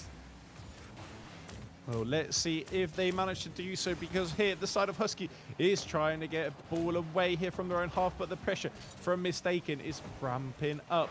It's still building up as Banja gets the ball away, is creating time, but the whole side of Chrome Husky on 0 boost is not what you like to see at this stage of the match. It could be the last breakthrough here. Banja looking to get that ball a bit further on Mistaken's half, but they are doing really, really well dealing with Chrome Husky right now. And a good demo here by Banja is relieving that midfield pressure. No one's going to be found. And with a bit of time in our hands, Banja could get some control here. Chrome Husky looking for an attacking opportunity, but Mistaken is just faster to the ball than they've been this entire match, and already halfway gone through this match, Hodge. Scoreline still 0-0, but that doesn't really tell the story how the match has been going so far. Yeah, certainly so. It will be popped up there by Tawny. Tani just try and clear this one out and over to the corner. Looking to slow things down here are this Purpose side. And it will be Rorugi to try and sort of restart the run of play. Rorugi with a shot blocked away there by Hyper. Still goalless here with 2 minutes left on that clock, and much as Tani's going to half flip and try and pop this one downfield, restart that attack there for Mistaken Purpose. It just feels like a bit of a swing of play back and forth with, you know, people having chances and people having touches and people having whiffs. Surely you score that one, but no, it's tapped away there by Tani. Ball unfortunately not being placed fully inside the midfield. A very big chance that Husky has not really have gotten a lot of this game. But it is looking more promising by the minute for the side of Chrome, as Mistaken are finding themselves to be stuck on their half more and more. Banja with good pressure here on the left wall. Tani getting a ball away from Rugi, but Rugi still in for the net. Charlie trying to get that ball away. Hyper eventually the one moving that ball down the midfield. Tawny here with a one-on-one with Charlie, who gets that ball into the right corner of Chrome Husky. Will this be a play leading up to anything? Ball still not cleared, so Chrome cannot unclench their butt cheeks yet. And this will be the first open net opportunity. Charlie is the one to provide the scoring line of this first match with an opener.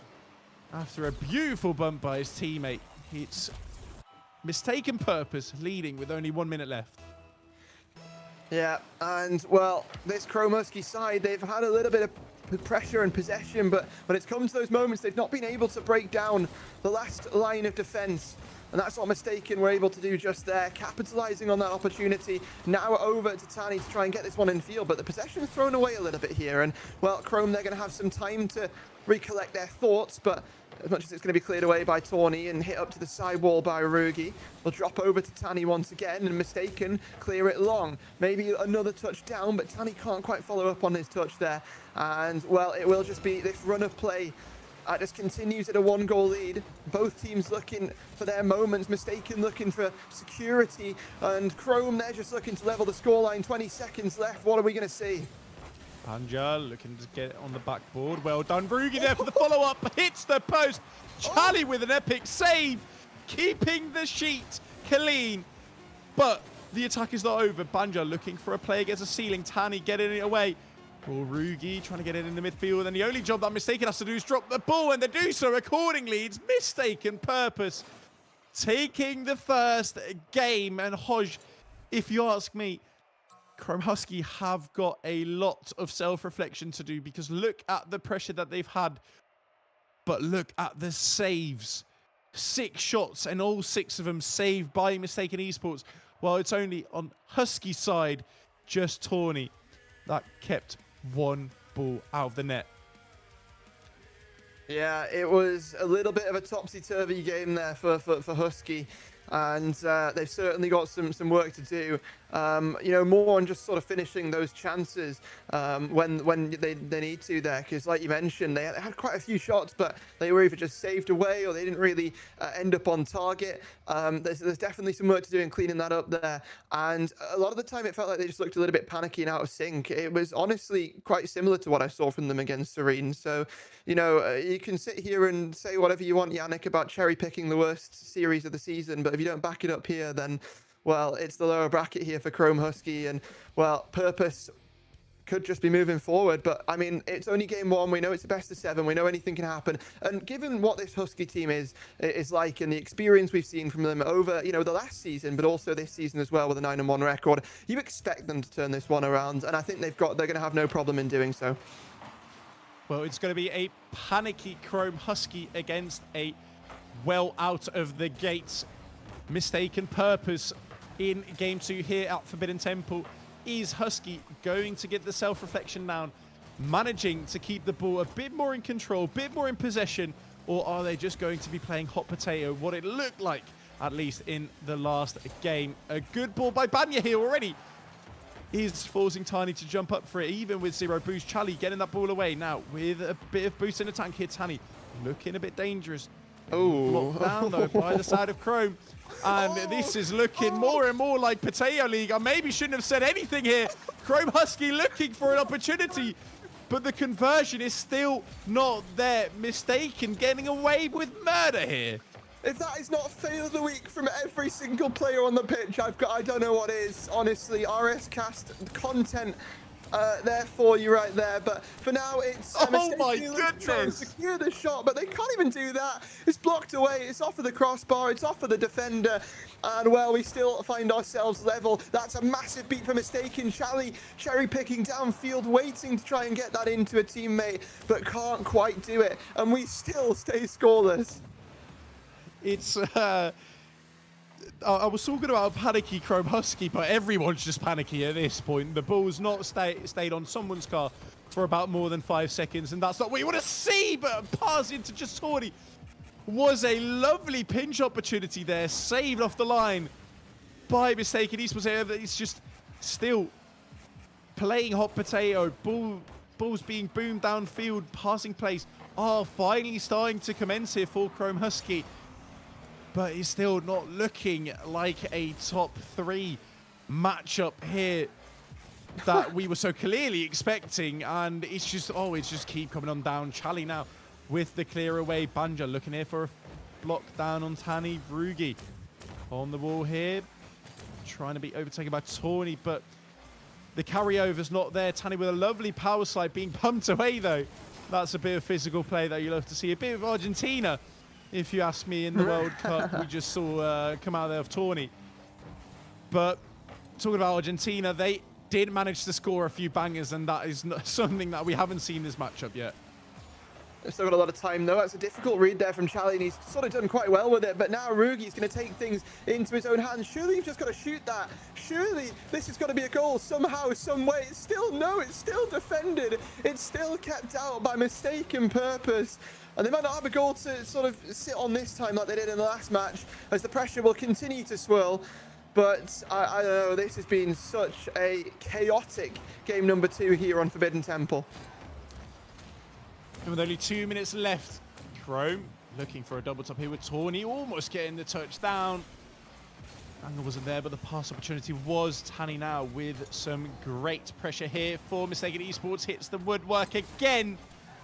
And the sheets stay clean on both sides of the field.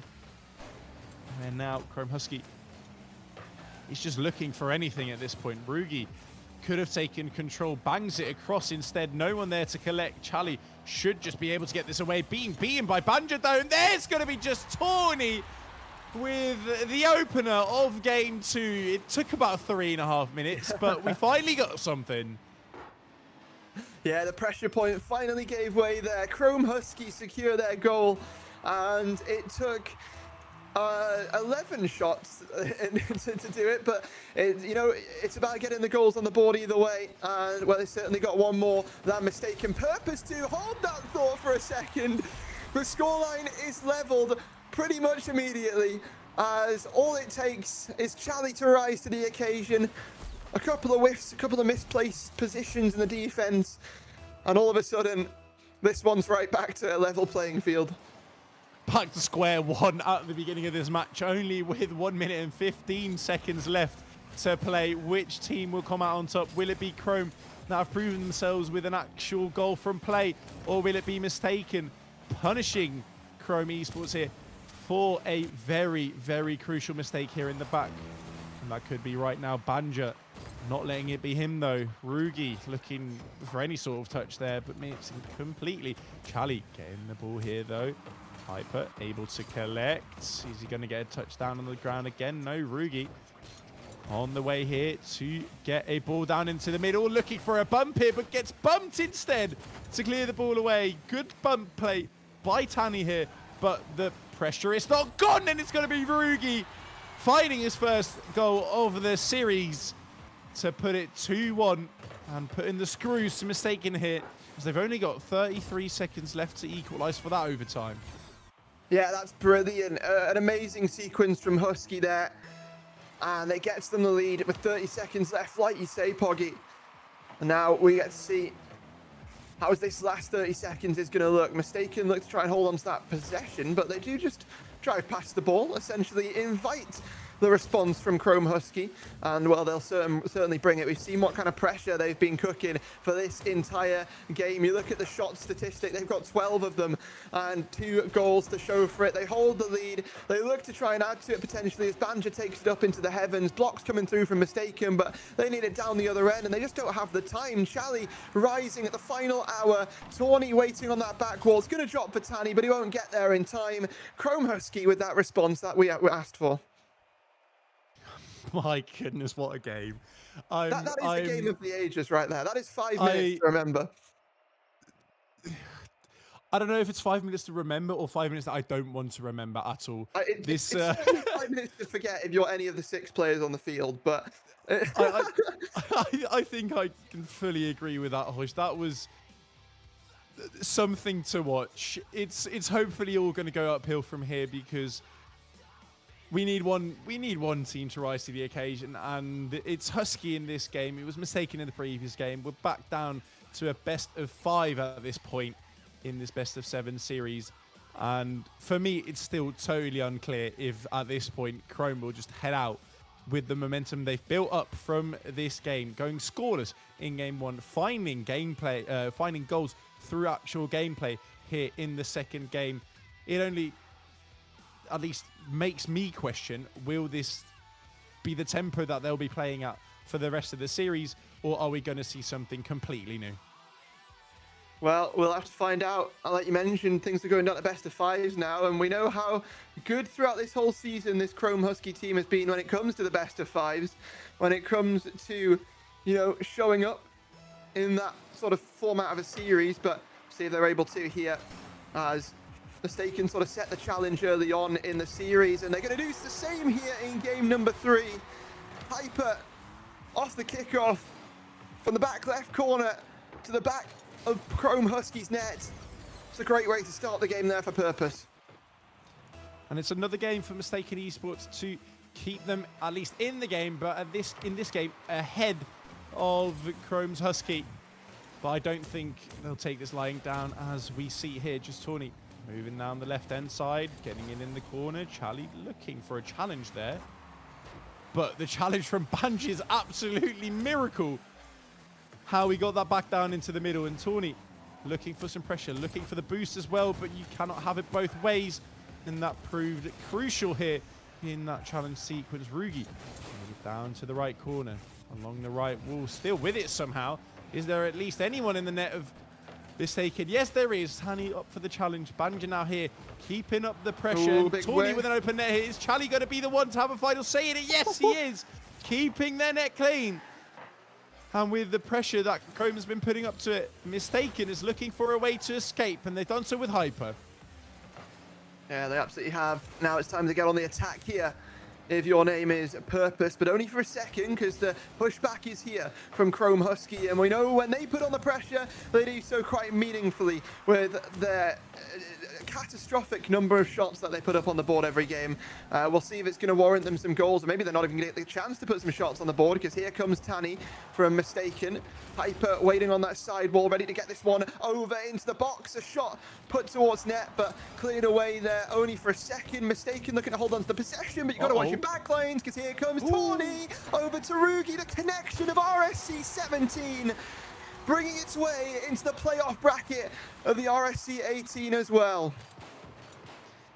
I mean, I credit Raw Rugi here, of course. I think he even got a reset from that shot, but all credits to Tawny with that beautiful backboard play, almost getting the double himself and looking for a goal himself here as well, right off the kickoff. Unfortunately, not being able to do so. But man, oh man, oh man, Chrome Husky keep proving themselves just by their raw gameplay to be the better squad here, but they keep letting themselves down as well with silly mistakes right after a kickoff, which have kept Mistaken on this 1-1 scoreline. No kick-off goal done here, so according to tradition in this series, we're looking for an upcoming goal for Chrome here, but let's see if Rugi is the one to initiate it, or Tani maybe, with some pressure for Mistaken themselves. Well, 2.5 minutes left here. Scoreline stands level.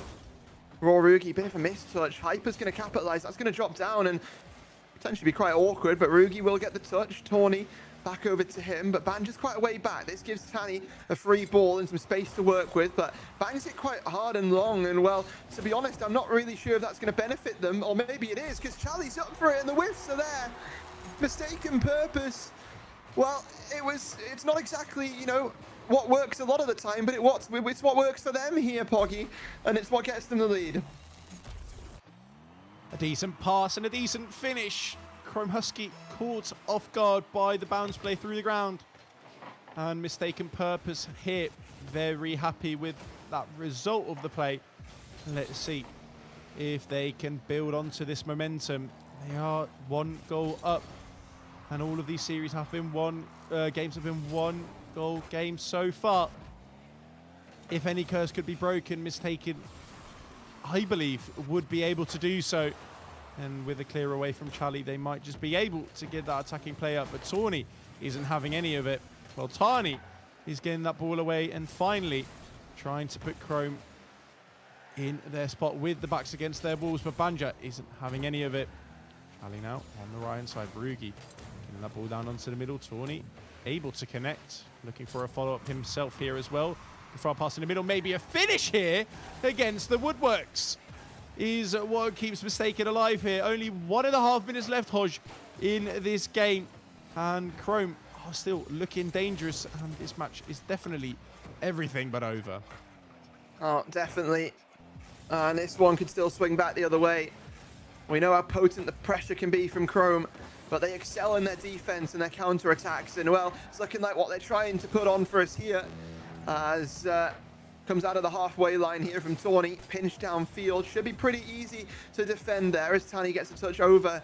Back to the halfway line, back over to this side wall where Hyper's going to be waiting there. Bumps Raw Rugi out of the way. Now it's a race from the third men, and it will be sort of a neutral position for both.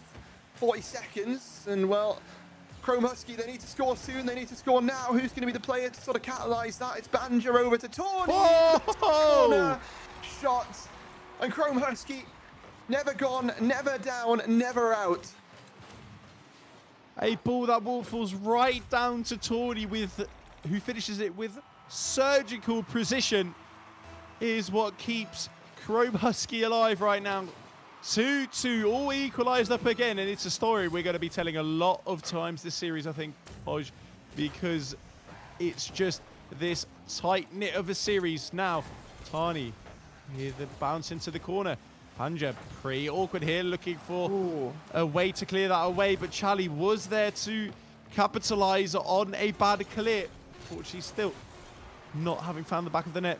And only 5 seconds left here. Tawny getting the clear away. It looks like Chrome will have the last laugh in regular playtime before the ball hits the ground. We are into another overtime. And who will come out on top? Who will create this advantage for themselves for the rest of the series, getting that 2-1 scoreline? But we're here to find out, and it will be sent in field there by Charlie. Hyper, waiting to try and collect this one, bring it back over to his teammate Intani, who's such a difficult first man to contend with when he's pressing 50s like that at the front post. Rugi, drop it down. As Hyper re-intervenes here for Mistaken Purpose. A pop-up, a great ball here for Mistaken to play off the back of. And, well, Chrome Husky a little bit slow to the play, slowing things down in the defense. And, well, maybe to their own demise, because Charlie's there waiting for the shot, but blocked out. Yeah, Chrome just stumbled out of the gate in this overtime. I mean, fortunately, they didn't get a kickoff goal against them, what Mistaken have done previously in this series, but stumbling out of the gate further than that is not what you like to see. Definitely not in an overtime this important. But Banja is looking for Rugi, who had a shot. Charlie saved it, though. Tawny's still up in the corner, looking for a ball here. Rugi a bit pretentious there, looking to get anything done here. But in my opinion, if you want to go for a commit like that, just go back. It's not worth it. You need the rotations in the back. Because if we're talking about rotations here, it's going to be a wide open net for Tiny to collect and to capitalize on, with which leaves Mistaken's Purpose with a 3-2 scoreline to end this game and to take the lead in the series. I don't think you could have potentially mentioned, backline rotations at a better possible time there. Mistaken Purpose capitalizing, taking game number 3 there, going up 2-1 in this series, and they're looking strong. They are. It has to be said. Chrome not really looking like themselves, I'd also say, but I think it is just a bit of a play style that they're not quite as comfortable playing against here. But Poggy, you look at it, this Purpose side, they quite often play the same sort of way that Team Serene team did. And when Chrome Husky played against Serene, it didn't feel like they were just having an off day. It didn't feel like they were mechanically bad or anything. It just felt like they got outpaced. And it feels like a lot of the time on some of the counterattacks that we're seeing from Purpose, when they're not getting battered and having to defend, some of these counterattacks just happen so fast, and it just catches the rotation off guard a bit. Yeah, I mean, I think you hit the nail right on the head there. There's not much to add. The only thing I hope for these teams is that they've taken this minute to really capitalize, talking about what's been going wrong for them, because it's not been one match, but now 2 matches in a row for Chrome Husky that they just haven't been in a rotational solid way. They haven't been playing in a solid rotation in the 2 games that they've lost, and even in the game that they've won, it was still looking a bit janky. So let's see if they were able to manage to hit the nail on the head, just like you did, Hosh, going into game 4. Well, the backline's exposed here for Mistaken Purpose, and Rugi's trying to capitalize. Surely this is a goal. Nobody's back. Tawny trying to place it. Banjo with the follow. It was looking a little bit ropey. But, well, Chrome Husky found their sanctuary, and it comes 15 seconds in. Well, fortunately for Chrome, they finally managed to get a kickoff goal right out of the gate. A good way to start this game for here at Utopia Coliseum, but is Mistaken going to take it, or are they going to fight back with the pressure that they've been putting on so far? After the kickoff, it's looking like the latter, but with Hyper on 0 boost, the only thing he basically can do is bang that ball away at this level.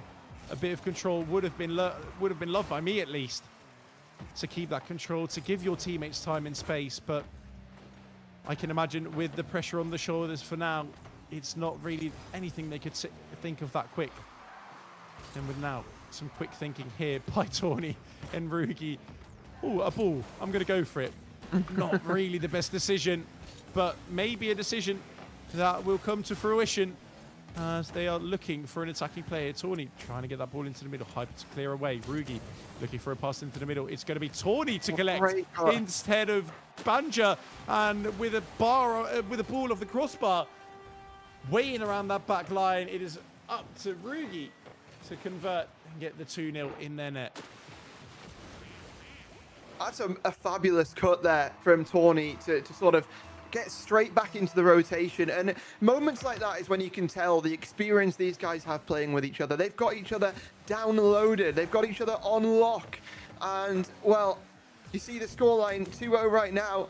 you'd imagine that Chrome Husky are still going to continue to fight, and we know that they normally excel in their defense as well. So maybe, take some Thomas Tuchel tactics and sit and park the bus. Didn't quite work for England, but you never know. It might work for them, or maybe Charlie's going to dive in. Maybe Tanny's going to dive in. It keeps being tested here, Mr. Poggy, but I mean, they're holding strong. Don't think parking the bus is the way that Chrome wants to beat this side of Mistake as well. Although it looked like a bit of a bussy play there in the back of Chrome, they are still fighting for each single goal. And I can imagine that just Tawny here with a lovely shot. He's thinking the exact same. 3-0 for Chrome. And it's looking like their bus is running on a diesel motor because they took some time to warm up. But I think they are finally warm and awake to get this series underway. Yeah, absolutely. And I'm recalling back to the core of this roster playing in the grand finals of last season. It's very rare that you see teams win multiple games, 7-1 sort of fashion, 8-1 sort of fashion, and then lose the series. This is what we saw from this Chrome team. So they can just pull off performances like this, and we can see them do it consistently as well. And, well, they've got to do it to come back in this series. And, this is why you can never count this team out. Rugi trying to count up another goal for their side. Tani looking for the opener for Mistaken, who've been trying to get a gist and get a grip in this game. And they finally found one. Hyper being assisted by Charlie here with a great pass onto the backboard. Tawny not being able. Rugi covering the same space. And that is definitely not what you want to see. Another rotational mistake on the side of Chrome. I hope for them they will not fall back into their old habits, because they are playing some proper Rocket League in this game, and I would love to see more. But Tiny here trying to play some proper Rocket League as well with a flick.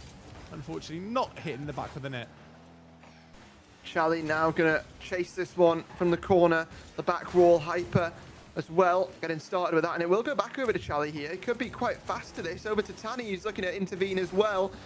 Expect the unexpected with this purpose roster, and it's still very much a winnable game here. 2 goals, 2 minutes.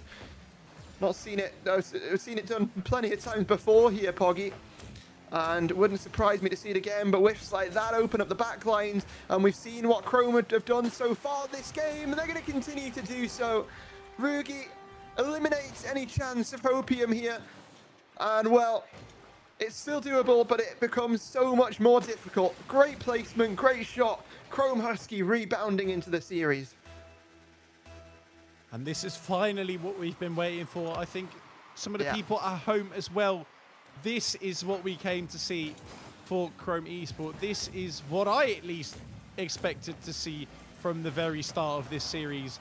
We see another lovely demo here by Tawny. They are scrapping their way through where it looked scrappy before in a bad way. I love the scrappy playstyle that's been shown by Chrome right now as Banja has found the 5th. And we're looking for another trip down to South America, not to Argentina, but to Brazil, where they're well on their way. Certainly the case. A minute left of this one before the series finds itself tied and we go to best of 3 territory. Neo Tokyo guaranteed. But could this go all the distance? Could this go to Champions Field? That's still a question we're going to have to answer in a little bit. For now, it will be Banja to just continue the press here for Chrome Husky. They want to just add to their tally. They want to continue to shatter the confidence of Purpose, shatter what they've been able to do so far. And, well, they've been able to do that in this game, but why not add to it? Why not have some fun with it? 40 seconds left on this clock, and Banja looks to get another one. I mean, I can see the sort of idea. Hang on a second, I didn't think that was being saved. You can see the idea, can't you, Poggy, from Mistaken. At this point, you've sort of just got to take risks and hope for the best. So you can sort of see where it's coming from, but at the same time, it's a little bit like, right, lads, you know, it's not worked out this whole game. The game's wrapped, the game's done. Let's just treat it as if it's a whole new game and see what sort of, you know, see what we can recover. I mean, this is where you, in a normal sense, would just throw everything at the wall to see what sticks. But even in this final minute, it's Mistaken that's being thrown against the wall and being sticked to with their backs against the Like wall. pinned against the wall. Yeah, exactly. As another goal for Chrome is putting them in Brazil territory. And I think Mistaken, if they're not going to use a timeout, they should use the full minute to see and have a look in the mirror where it all went wrong for them. Chrome with an absolute dominant win against Purpose here, and that only questions me, and hopefully will pop up the question for Mistaken as well. What are they going to do to respond? What are they going to fix and adjust in their gameplay to not let this happen again? Well, what they are going to do is call a tactical timeout. So that's certainly going to help the situation for them. And we will see, to what effect it's going to help. But I think this was always going to be a closer series than people expected. I think both teams have been showing an incredible level as of recent form. And maybe not so, Chrome have dipped a little bit, but we know what they can, peek into. We know that's the difference between these teams. They've had a little bit of a stumble in the final day, but we know the highs that this team can reach. It's just about them reaching it. So that was my question for today. It was less of a case of would Purpose be the better team overall, because I don't think they are. It was, are Chrome going to perform to the level that we know that they can? And now they're starting to wake up a little bit. Now they're starting to do that. So, you have another performance like that in game number 5 where you let Chrome get 1, get 2, get 3 goals up in the first minute or so. I think this series is done and dusted. Big couple of minutes here for Mistaken in terms of the timeout. Yeah, I mean, if we're talking about the use of a timeout, it's not only to talk about what's going wrong or what's going right for them, but it's also to break up momentum, and where Husky have only played 1 game to build up this momentum, it feels like the weight of 2 games in a row to win, and it's a well-timed tactical timeout for Mistaken Purpose here, because if they wouldn't have done it now, they would have been, in my opinion, probably too late to fix anything if they would have put Chrome on match point. So they've got their time, we've got our time, and I think where Mistaken should put their focus is keeping that ball close. You don't want Chrome to end up with too much possession, because you saw how dangerous they could be. Yeah, definitely. And when you look at this sort of Chrome team, it feels like a lot of the time it's a bit of a momentum game, right? It's can they just continue that forward? We'll see if they're able to going into game number 5. But I mean, in terms of Mistaken, it felt like, it was like the first minute. Once Chrome was 3-0 up, it just felt like it was just completely gone. It felt like it was completely dead, and the game got a little bit lifeless for them. So it's a little bit about that resilience as well in series like this, Poggy, where you've just got to continue to go at it. You can't give up. You've got to continue to fight till the end, because that's sort of the situations you are going to be faced with in a playoff bracket such as this. It can go on for quite the long time on the playoff Saturday. Sometimes you're looking from playing from 5 p.m. all the way till midnight to 1 a.m. If it goes a bracket reset. So having resilience, building it now, using this as that practice certainly helps. But it is the real deal. It is qualify and win this series to the upper brackets on Saturday and lose, and you'll have a date in the lowers with 20R to kick off the day. And Tawny, what a way to kick things off. That is magical. What? An absolute miracle of a touch here. Anything I would have expected today was not this. What a beautiful touch. Controlled, lands on the backboard, manages to jump off and get a beautiful goal to start off Chrome and probably shatter the spirit of Mistaken Esports here, because if anything, what they would have hoped with this timeout is to slow down Chrome Esports. But I have never seen them get out of the gate so fast. But Tani is not taking any of it. And with a beautiful, and again, ground bounce play from Chally here, Mistaken equalize very, very fast. Yeah, I think the credit for that one for me has got to go to Chally. Wonderful bump onto the last defender, allowing Tani an open net there. leveling up the scoreline. And, well, you can have magical performances like we've seen there from Tawny, the mechanical, speedy wizard of the Academy tier. And, I mean, continues to prove it time and time again in these sort of situations, right? That's got to be definitely goal of Academy that I've seen so far this season. We had quite a few highlight ones last season, but that's the best I've seen so far this season so far. The challenge, say so far again, you know, as many times as you want. I don't know, whatever. We're a minute into this one, my brain's gone. It's getting to that sort of time, and the pressure is certainly being tested here by Chrome. They want another goal like that, and you can see Rugi trying for that redirect. I mean, 4 minutes left of this. I was going to say, the question was in my mind here, Poggy. Would things be a little bit shattered by what we saw off the kickoff from Tawny there? Would the momentum be completely in the bin for Mistaken? And I think it was so crucial they responded. And Tani now trying to work the magic downfield.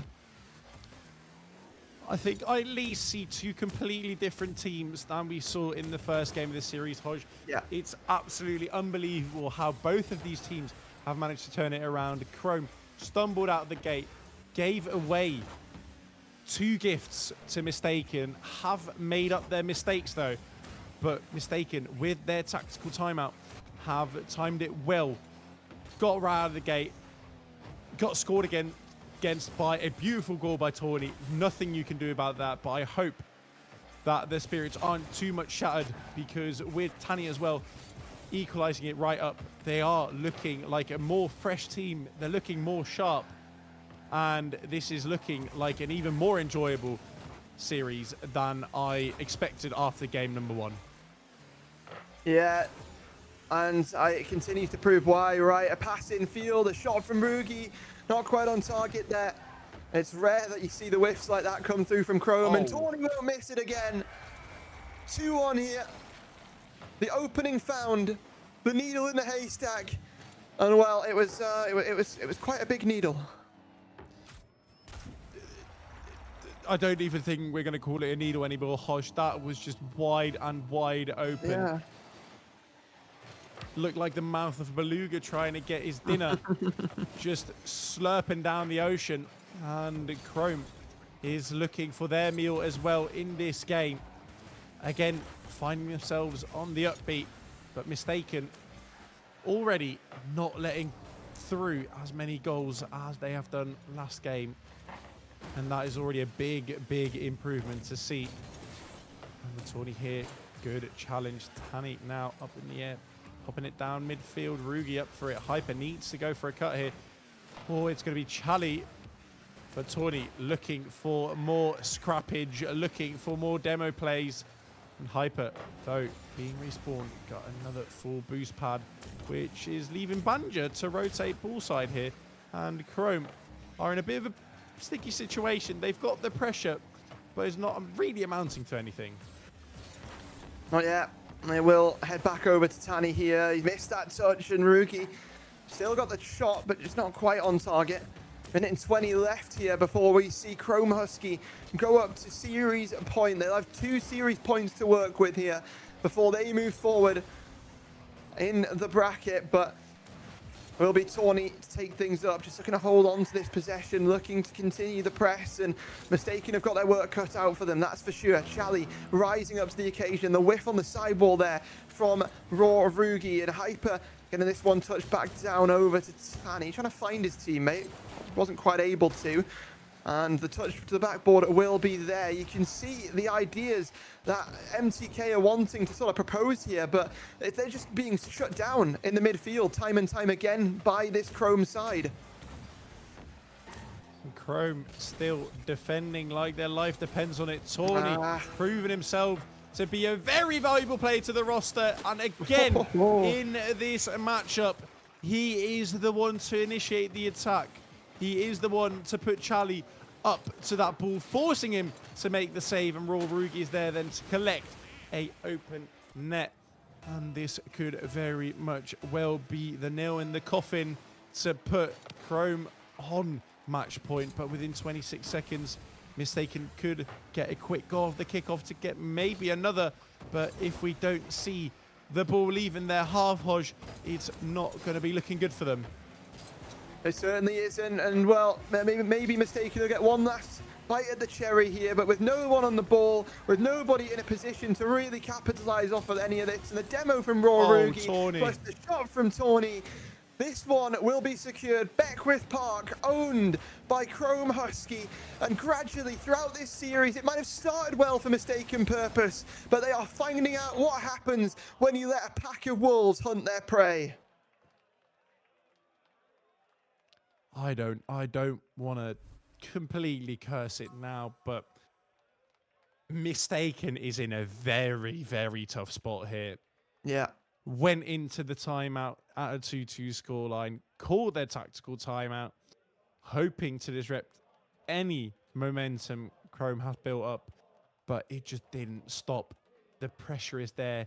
10 shots to 4. Tawny almost doubling the amount of shots the entire team that Mistaken had.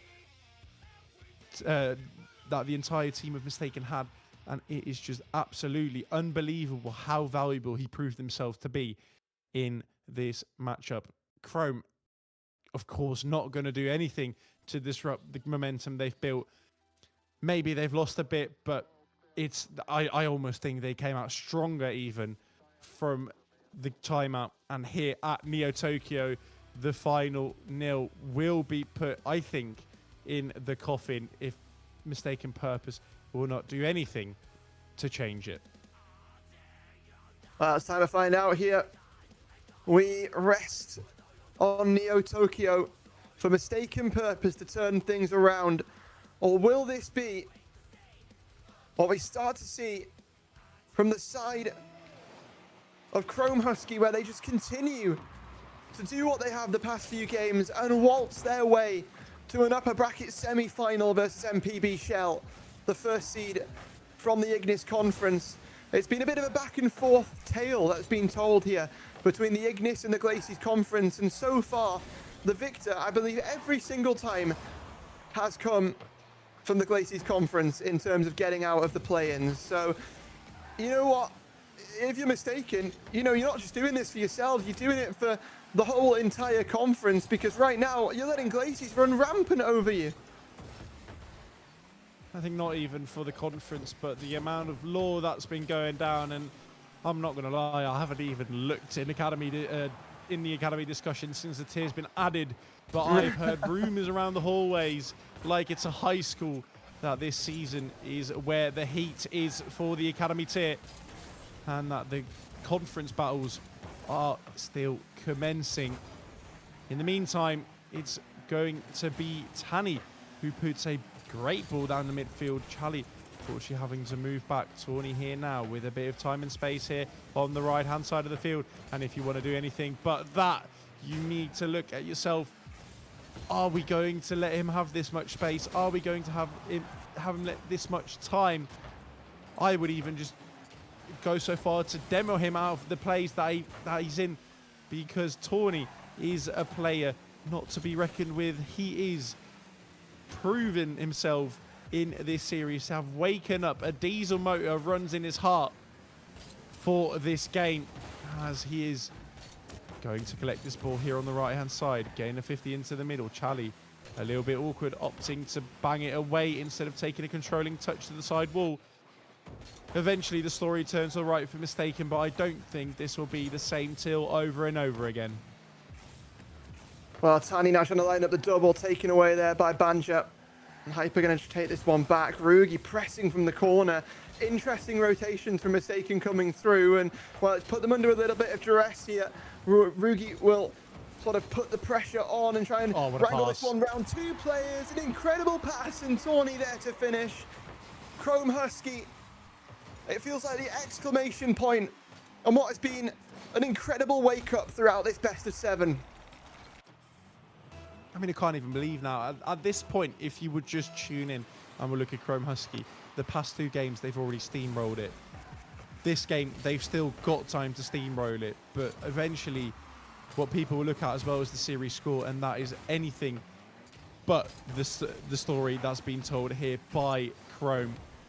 I can't even believe they've dropped 2 series to Mistaken at this point, because it looks like they've just gone into this series without a warm-up, and they're finally warm. They're finally up and running.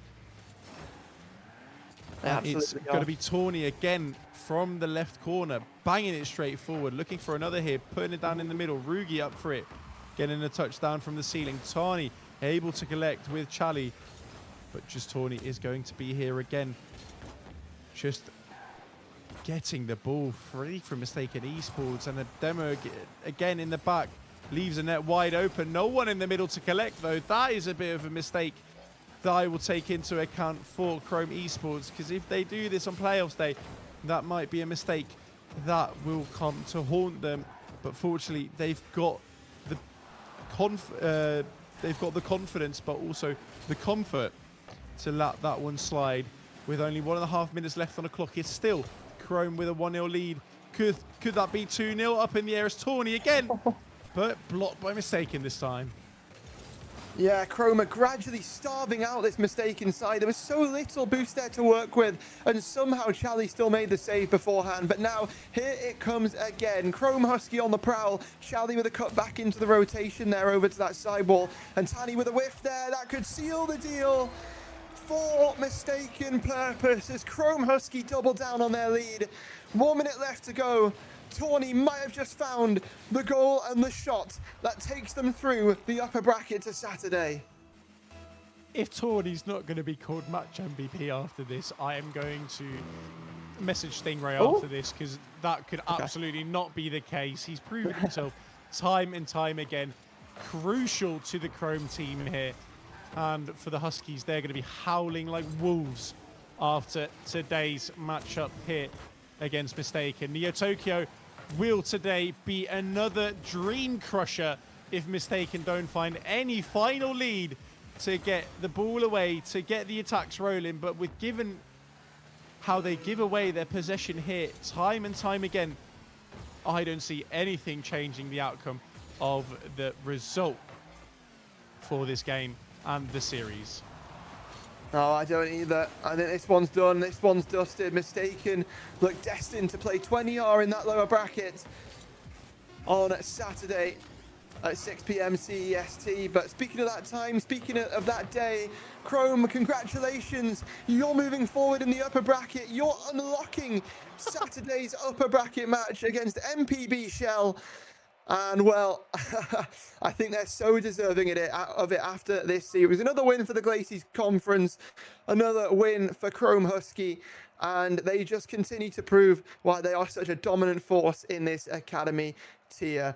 And yeah, Poggy, we're going to have a chance to have a look at these stats now on our screen. Let's see if it is going to be your prediction of Tawny as the MVP. But first, we've got to look at the post-series stats. Well, we can see here that it's all in the stats here. Hosh, almost double the amount of shots compared to Mistaken. Oh, yeah. Saves weren't even needed. They saved about 50% of the shots they received. Chrome, a clear-cut winner here today for the final match we have here on stream. And let's see if we can move on to the match MVP. And like I said, it's just Tawny. Yeah, it is just Tawny. Like, there's no... It's not even that his name's just Tawny. There is just no other way of looking at it. It is just Tawny. Series MVP there for Chrome. We saw what this man could do in the last series playoffs, in last season playoffs run, where he genuinely was contending for best player in the tier. This season, I think it's certainly a conversation. The only person I'd really put him up there with is Jazz, and well, that could certainly be a matchup that we see later on in the season. You know, Team Serene, Chrome, the two top teams in a lot of people's minds. We'll see. But moving forward through the play-ins bracket, we now have the confirmed teams here on our bracket. The Academy play-ins done and dusted. DSQ Livens, Chrome Husky, ODL Magain, and 20R Recruits, as well as Purpose, who will drop and play 20R, and then Arconix, who will drop and play Magain there in that lower bracket. So a pretty stacked out Saturday that it looks like we are in store for. And let's have a look at that bracket here and now. Yeah, as you can see, Unito against Livens. It's a very promising bracket. Remember, all the teams from the upper bracket still would have a chance on Saturday to get their way back into the final through the lower bracket as well. And I hope Mistaken Purpose could reignite the spark that they showed at the beginning of today's series, because it would be a big shame to go out against 20 recruits as well on playoffs day. But it's going to be a lovely day to watch and have a gander at how all these teams will be doing. Yeah, it absolutely is, and we can't wait to sort of bring you that on Saturday. But we've also got more coming up tomorrow as well, because the Academy play-ins might be done, but we've got another tier for this week. It is the Prospect tier, and that kicks off tomorrow, 8 p.m. CEST, here on the rsc-eu Twitch. Make sure to stay tuned for that one. It's going to be an amazing day of action. Thank you to our sponsors, Badass Studios, SpartanWare, trophi.ai, and then you can see as well that creator code at the top of your screen, rsc-eu. You make sure you pop it in, make sure you help support the league. And yeah, it's been a wonderful day of action here, but we are going to be back tomorrow, like I said. Hope everyone has an amazing rest of their evening, and yeah, we'll see you tomorrow for some more play-ins action. Peace.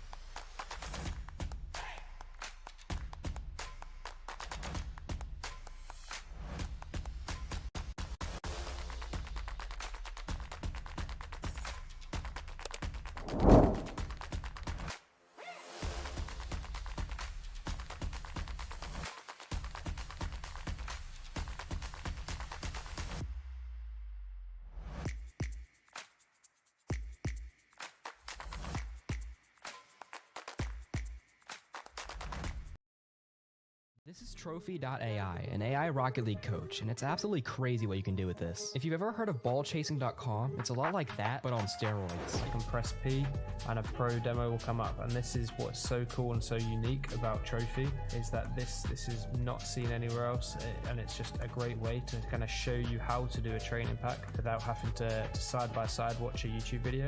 And this is actually really cool. Training paths. So you basically, you know the skill trees from Assassin's Creed, Spider-Man, Sekiro, you know that sort of games where you have to, you get skill points, use them, you unlock new skills. This is sort of very similar, but instead of actually getting skill points, you're actually doing the mechs. And also a cool feature as well, guys, watch this.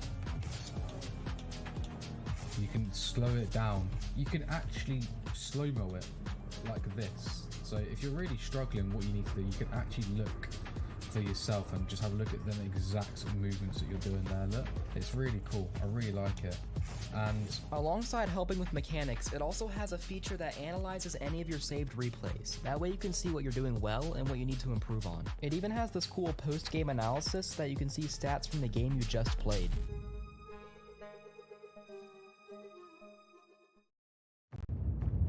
This isn't just merch, it's what teams wear when they mean business.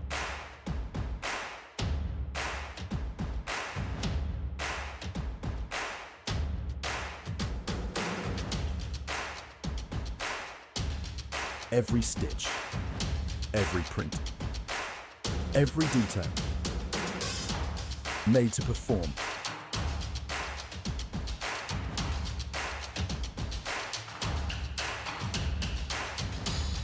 Trusted by the grind, from grassroots to championship halls.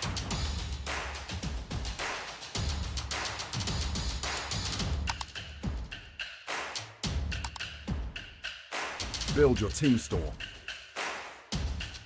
Wear the brand that wins.